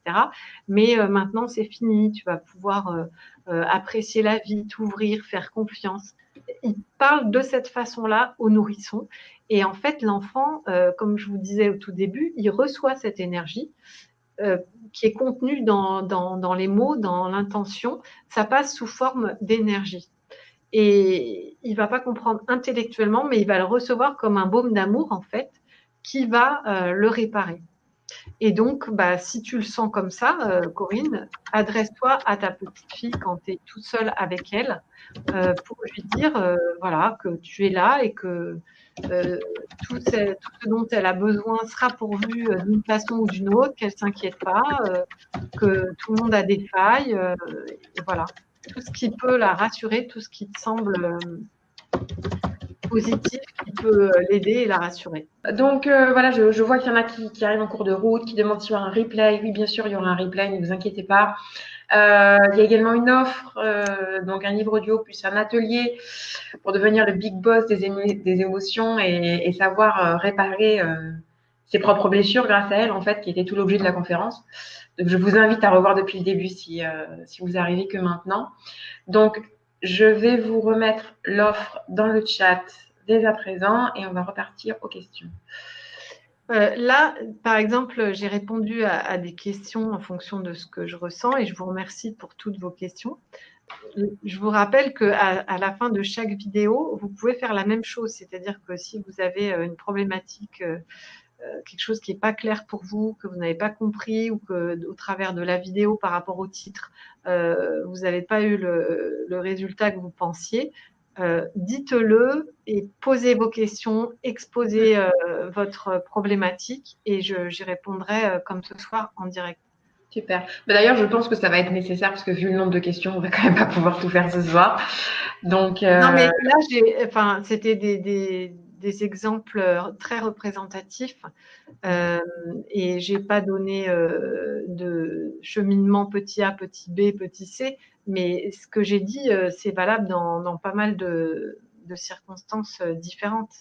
Et j'espère que ça vous aura parlé. Peut-être que je peux prendre encore une question, au moins pour avant de faire la petite méditation. oui.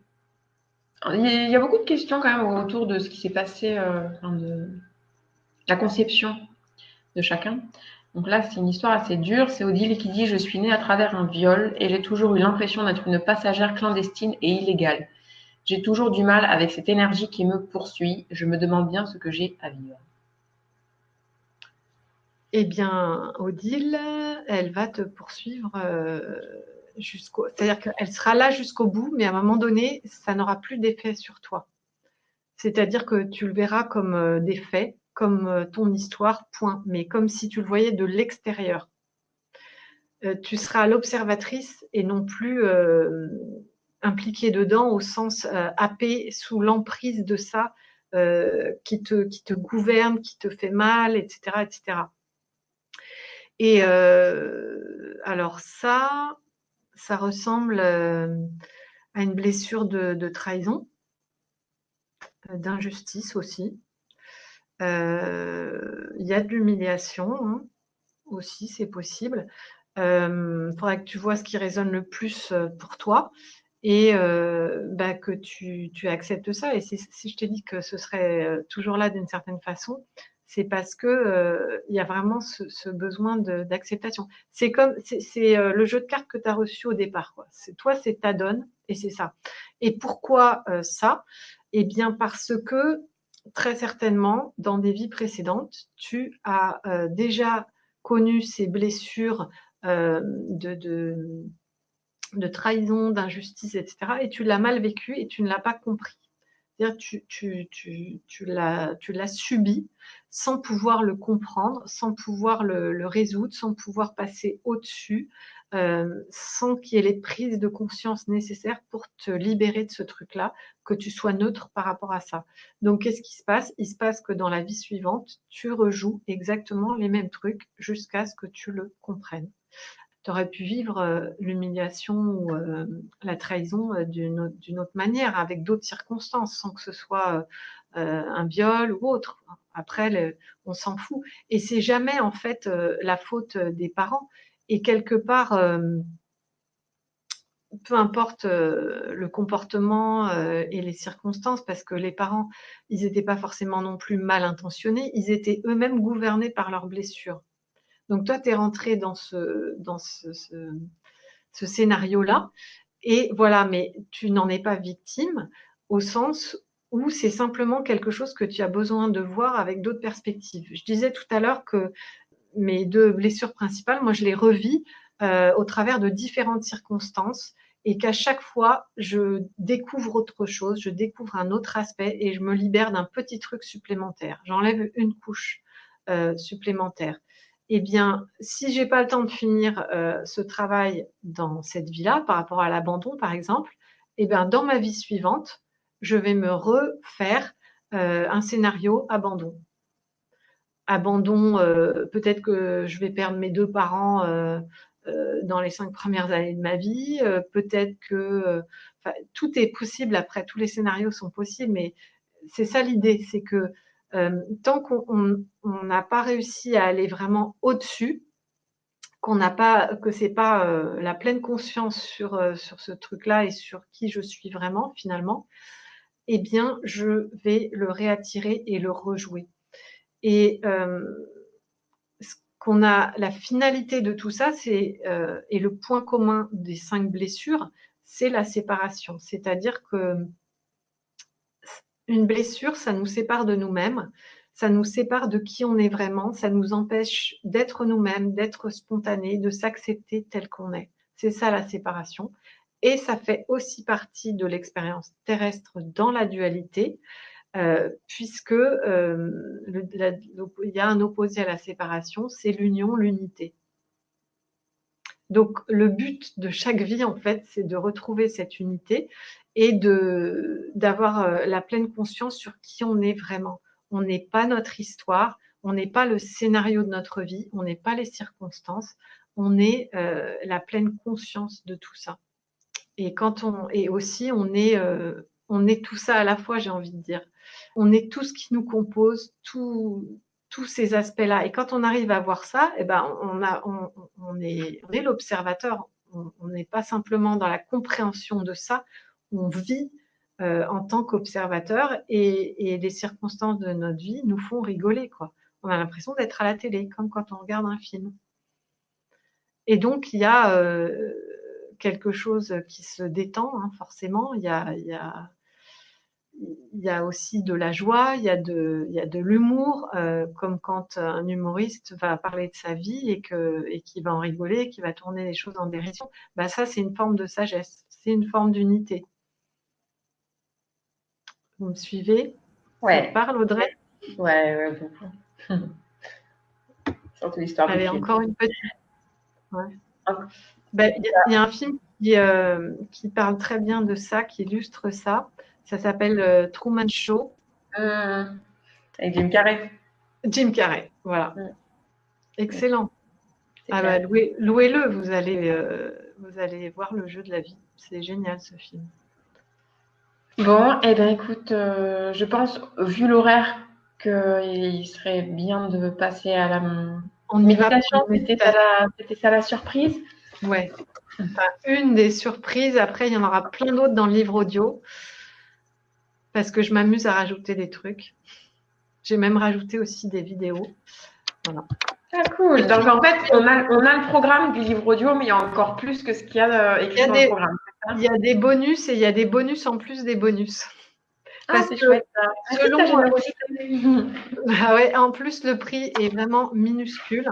Super. Mais en fonction de vos questions, à chaque fois, ça m'inspire des nouveaux trucs.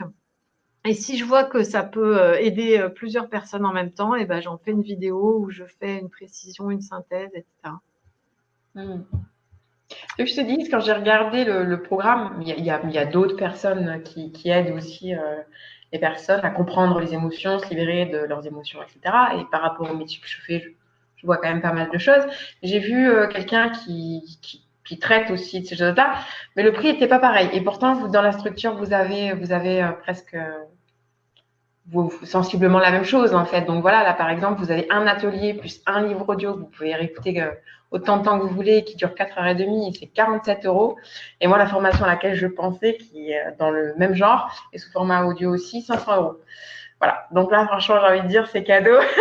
Vous êtes tombé sur la bonne webconférence si vous avez envie de prendre en charge vos émotions.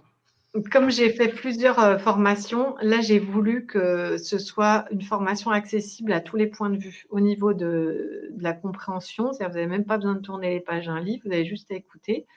Et aussi au niveau du prix, parce que trop souvent j'ai entendu ah mais j'ai pas les moyens, etc. Et en fait c'est comme le temps, ah j'ai pas le temps, non. C'est on se le donne le temps pour les choses qu'on considère vraiment importantes, les choses qui vont nous faire du bien. Donc c'est pas tant le problème de prix, mais il y a quand même des gens que ça limite et qui passent à côté d'un truc qui va leur faire du bien. Donc voilà, maintenant il n'y a plus d'excuses. En fait, j'ai aussi une réponse par rapport à ça. Donc profitez-en parce que là, c'est vraiment avec l'atelier aussi dans lequel vous allez pouvoir poser vos questions suite à la pratique que vous aurez eue, c'est top. Voilà. Ok, ben, on est parti pour la méditation. Donc, comme il est 22h, c'est bien, on va se préparer aussi pour la nuit. Enfin, restez quand même bien réveillés. Alors, je vous invite à vous asseoir confortablement. Si vous êtes sur un fauteuil, eh bien, redressez un petit peu la colonne et mettez vos pieds bien à plat dans le sol. Et si vous êtes allongé, eh bien, restez allongé et gardez votre attention sur ce que je vous dis pour que vous évitiez de partir dans les pensées ou voilà. Restez bien focus sur ma voix et ce que je vous dis. Donc maintenant, pour ceux qui le souhaitent, vous pouvez fermer les yeux parce que moi, ça m'aide à m'intérioriser. Et donc, moi, j'ai les pieds bien à plat dans le sol et je ressens le contact de mes pieds avec la terre. Et je laisse descendre des racines dans la terre pour m'ancrer. Et ensuite, je respire profondément plusieurs fois. Et je laisse mon ventre se gonfler à l'inspire et se dégonfler à l'expire. J'en profite pour me faire un petit massage naturel du ventre, simplement grâce à ma respiration, où je détends complètement mon ventre, mon plexus à chaque inspire. Mon ventre se gonfle comme un ballon et tout aussi naturellement, mon ventre revient vers l'intérieur à chaque expire. Donc faites-le plusieurs fois. Et en même temps, vous pouvez commencer à détendre vos bras grâce à la respiration, au mouvement de l'air qui vient ouvrir vos épaules vers l'arrière et vous en profitez pour laisser vos épaules retomber, sentir le poids de vos bras qui tire vos épaules vers vers le bas et le poids de vos mains sur vos cuisses. Détendez toute la zone du haut de votre dos, tandis que votre inspire et votre expire continuent à faire son travail de détente à l'intérieur, au plus profond de vous. Relâchez bien vos mains, vos doigts, toutes les crispations à l'intérieur des doigts, mais aussi dans les orteils.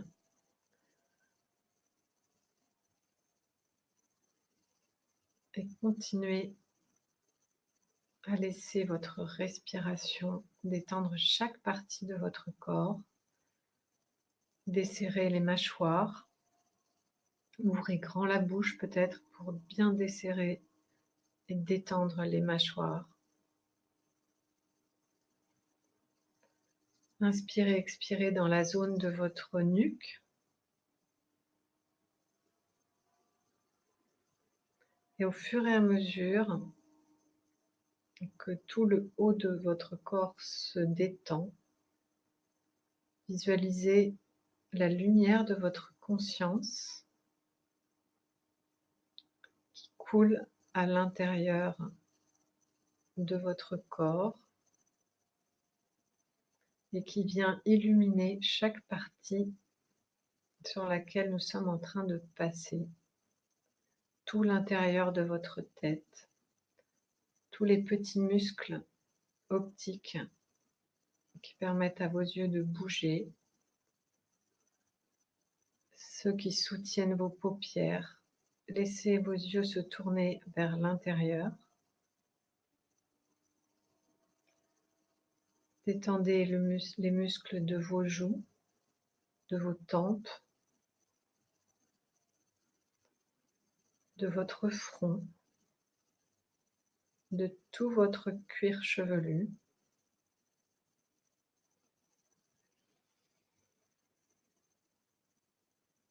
Inspirez, expirez à nouveau et visualisez votre colonne vertébrale comme un axe de lumière dans lequel descend la lumière de votre conscience.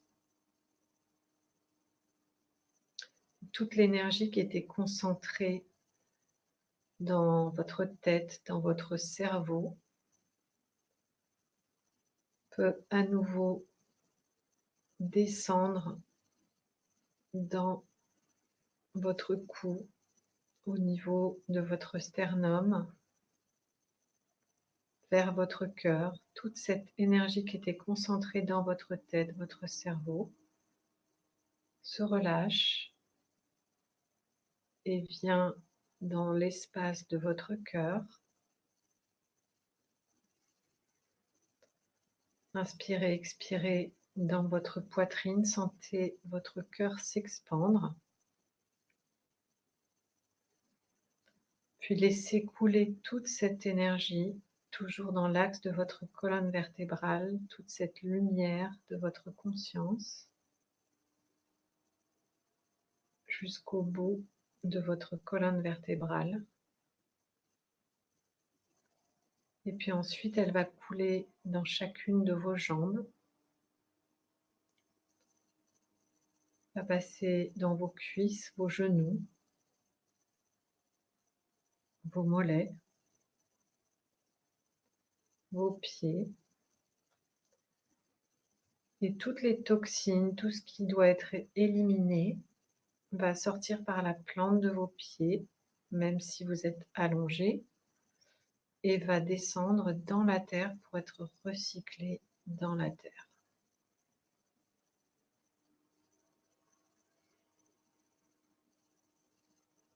Et puis maintenant, voyez l'ensemble de votre corps. Voyez, il y a une vision globale de tout votre corps, c'est au niveau de vos perceptions. Et partez à l'exploration à l'intérieur de vous des zones qui appellent, des zones où il pourrait rester une tension, une crispation, peut-être une douleur. Regardez où elle se situe s'il y en a une, et s'il y en a plusieurs, celle qui vient en premier à votre conscience.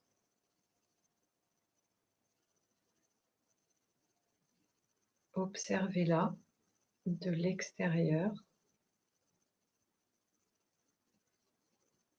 et laissez-la vous révéler ce qu'elle veut vous dire, ce qu'elle peut vous dire, ce qu'elle est prête à vous dire ce soir, maintenant,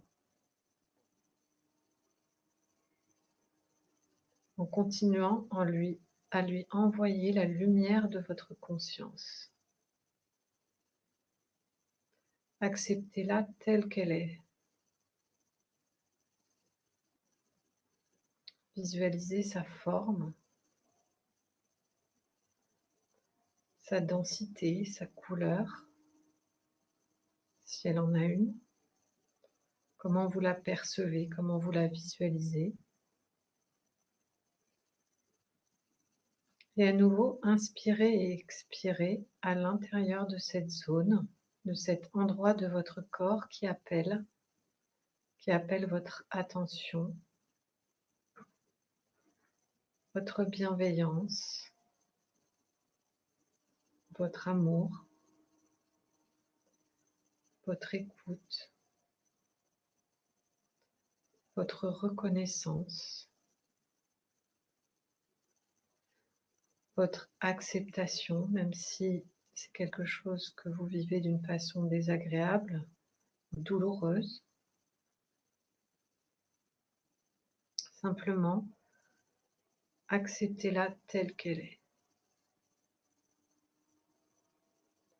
Et si vous ne ressentez pas de zone en tension, crispée, douloureuse, laissez l'énergie de votre conscience se répandre dans tout votre corps, dans vos membres, et se diffuser à l'extérieur de votre corps physique comme un soin, une harmonisation, sans rien chercher d'autre. Simplement ressentez le bien-être et la détente. Et de la même façon, accueillez-le pour qu'il puisse se diffuser.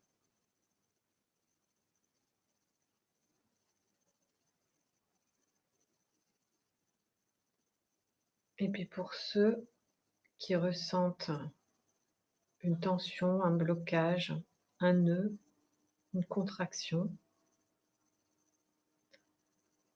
eh bien voyez si elle veut vous révéler quelque chose de particulier en termes d'émotion. S'il y a quelque chose qui se présente à votre esprit, est-ce que ça ressemble à de la peur, de la tristesse, peut-être de la colère? Et peu importe si vous n'arrivez pas à distinguer exactement ce qui est là maintenant, simplement accepter que ça puisse exister, que ça puisse être là dans votre corps, qu'il ait pu y avoir une accumulation, une charge émotionnelle qui se soit formée, qui vienne vous perturber, vous faire mal.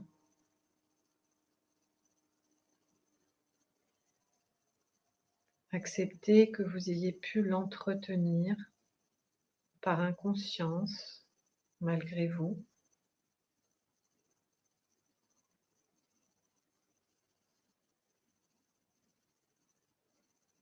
Acceptez de vous être peut-être fait du mal, sans en avoir eu l'intention, mais peut-être que vous avez nourri d'une façon ou d'une autre cette blessure. Et ce qui importe maintenant, c'est simplement de pouvoir libérer cette énergie qui est cristallisée en vous et qui se matérialise sous forme de douleur pour que vous puissiez la voir, que vous puissiez l'écouter, en prendre soin. Et pour en prendre soin, la première étape, c'est de la laisser être, de l'accueillir, pour qu'elle puisse commencer à bouger, à circuler, avant de se dissoudre et de se dissiper totalement, peu à peu. Maintenant, pendant cette méditation, ou peut-être pendant la nuit, ou pendant les jours qui viennent, ce processus va continuer, ce processus de libération, de mise en mouvement, de circulation. Et peu à peu, vous allez vous sentir plus soulagé.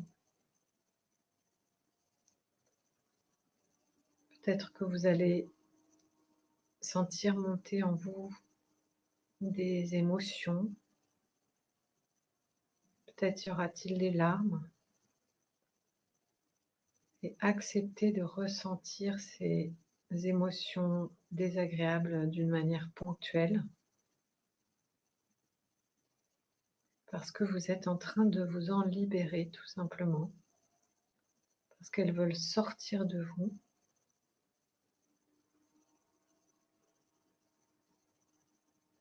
Et une fois qu'elles se dissolvent et qu'elles libèrent de l'espace en vous, l'énergie de la joie, l'émotion de la joie, de l'enthousiasme peuvent émerger du plus profond de vous, de votre enfant intérieur spontané et insouciant, de l'énergie de votre cœur, parce que c'est sa nature, la joie, l'enthousiasme, l'humour. Toutes ces sensations et ces émotions, vous allez pouvoir les retrouver au fur et à mesure que vous vous autorisez à libérer toutes les émotions lourdes qui sont engrammées depuis des années, des dizaines d'années peut-être, et peu importe.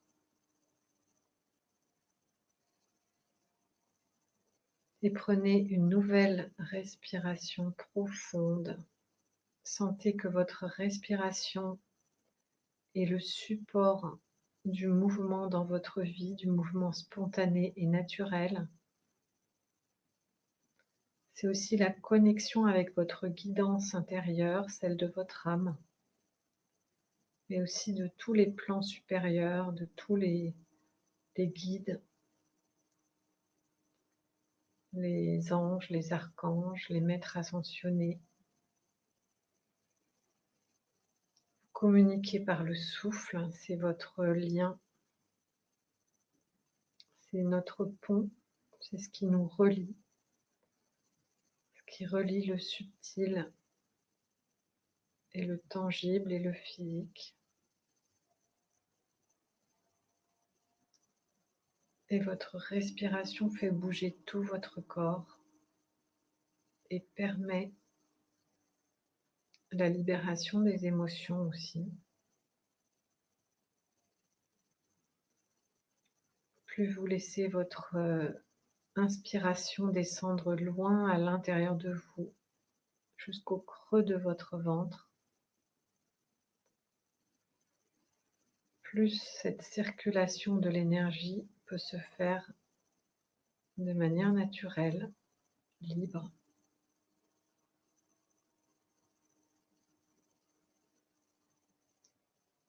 Voilà, donc maintenant que le processus est en route, qui va se poursuivre, je vous propose de revenir tout doucement à cette pièce, à ce qui vous entoure, à la fin de ce webinaire, à la sensation globale, cette sensation de tout votre corps dans un ensemble. Le fait de ressentir tout votre corps, votre enveloppe physique, votre véhicule, avec votre conscience en tant qu'observateur.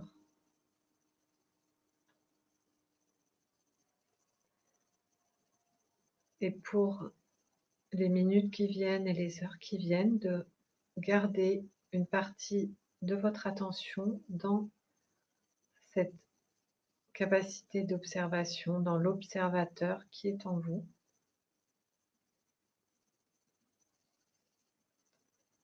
Tout en revenant à vos activités, vos échanges,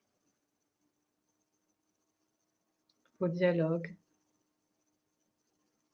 ce que vous souhaitez faire maintenant. Et donc, dès que vous êtes prêt, vous pouvez bouger légèrement vos mains, vos doigts, vos pieds, votre tête, tourner d'un côté, de l'autre. Observez la différence au niveau de votre ressenti, au niveau du cou, de la nuque et du haut de votre dos. Et puis quand vous êtes prêt, vous pouvez rouvrir les yeux.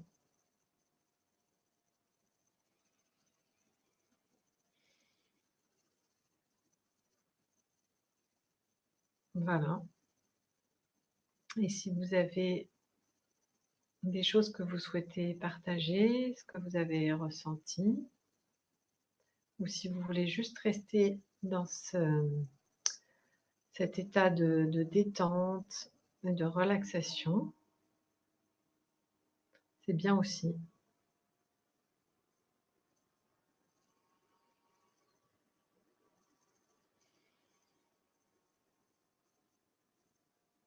Et plus vous allez pouvoir pratiquer ces moments d'intériorisation, de calme,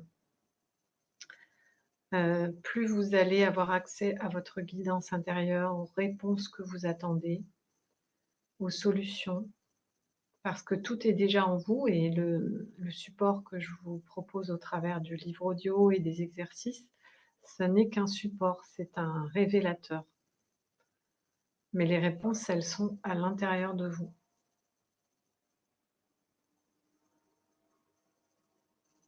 Merci beaucoup pour cette méditation et puis pour cette conférence aussi. Ben, merci à toi de m'avoir accompagnée, Audrey. J'ai beaucoup apprécié ta présence, tes questions. Puis merci à tous. Il y avait énormément de questions. Je suis vraiment désolée. J'aurais aimé que nous ayons plus de temps pour répondre à chacun, mais ça aurait été un petit peu délicat, je pense. Je vois qu'il y a quand même des questions qui sont importantes. Donc, j'espère que sans rentrer dans chaque question individuelle, j'espère qu'au moins cette conférence vous aura donné des clés de compréhension. Je pense personnellement, parce que c'est vrai que Coralie quand même a su bien nous expliquer, nous décortiquer le fonctionnement de la vie et puis le nôtre aussi et à quoi c'est lié. Donc, comme elle l'a dit, finalement, les réponses, elles sont en vous, en nous. Donc, voilà, vous avez de la matière pour aller chercher en vous les réponses qui n'ont peut-être pas pu être répondues de façon explicite ce soir. Et vous avez bien entendu le livre audio. Donc, vous cliquez sur le lien. Voilà, on peut vraiment que vous recommander de vous offrir ce livre audio et cet atelier, en sachant également, bien sûr, que vous pourrez commenter dans votre espace de formation, donc avoir des réponses plus personnalisées, et que vous pourrez également poser toutes vos questions pour le live du 24 juin. Voilà. D'ailleurs, pour ceux qui vont suivre le livre audio, n'hésitez pas à me remettre votre question dans les commentaires, les questions auxquelles je n'ai pas pu répondre ce soir. J'en suis désolée, mais j'ai préféré vous proposer un exercice pratique. Et quand je commence comme ça en en direct. Je ne sais pas combien de temps ça va durer, mais là, je vois qu'effectivement, on a déjà passé 2 heures ensemble. Et après, ça va faire trop tard. Mais voilà, je vois qu'il y a aussi pas mal de commentaires, de partages, et je vous remercie aussi pour toute vos manières de participer. Et s'il y a des questions auxquelles vous souhaitez vraiment avoir une réponse, n'hésitez pas à la faire passer. Je pourrais peut-être même les récupérer demain, on va voir. Et si vous prenez le livre audio, mettez-la concrètement dans l'espace des questions, et là, je vous répondrai en direct. Super. Donc, écoutez, bonne soirée à tous. Effectivement, il y a beaucoup de gratitude, le petit moment de gratitude dans le chat. Donc, merci Coralie. Pas mal de mouvements énergétiques dans la colonne vertébrale. Waouh, grosse douleur au niveau du plexus et de la tristesse. Beaucoup. Sandra qui dit aussi, j'ai beaucoup pleuré et baillé. Et oui, donc ça a bougé. Ouais, quand vous baillez, il y a des choses qui se libèrent, c'est bien, il faut y aller à fond. Faut en parler. Et pour Sandra, grosse douleur au niveau du plexus, tristesse, voilà, ça, comme j'ai dit, ça peut ne pas tout sortir d'un coup, et c'est peut-être mieux comme ça. Donc, refaites cet exercice le plus souvent possible pour pouvoir y aller étape par étape, un pas après l'autre. Super. Bon. Voilà, merci pour votre attention, votre participation, et je vous retrouve pour ceux qui le souhaitent dans le livre audio et dans l'atelier, où on verra plus en détail donc chaque cas particulier, et voilà. Passez tous une merveilleuse soirée ou une merveilleuse journée si vous nous regardez en replay. Et puis à bientôt pour notre webconférence sur l'Académie de la Nouvelle Vie. Bonne soirée à tous et merci. À très bientôt. Merci encore Audrey. Bye bye, bonne nuit.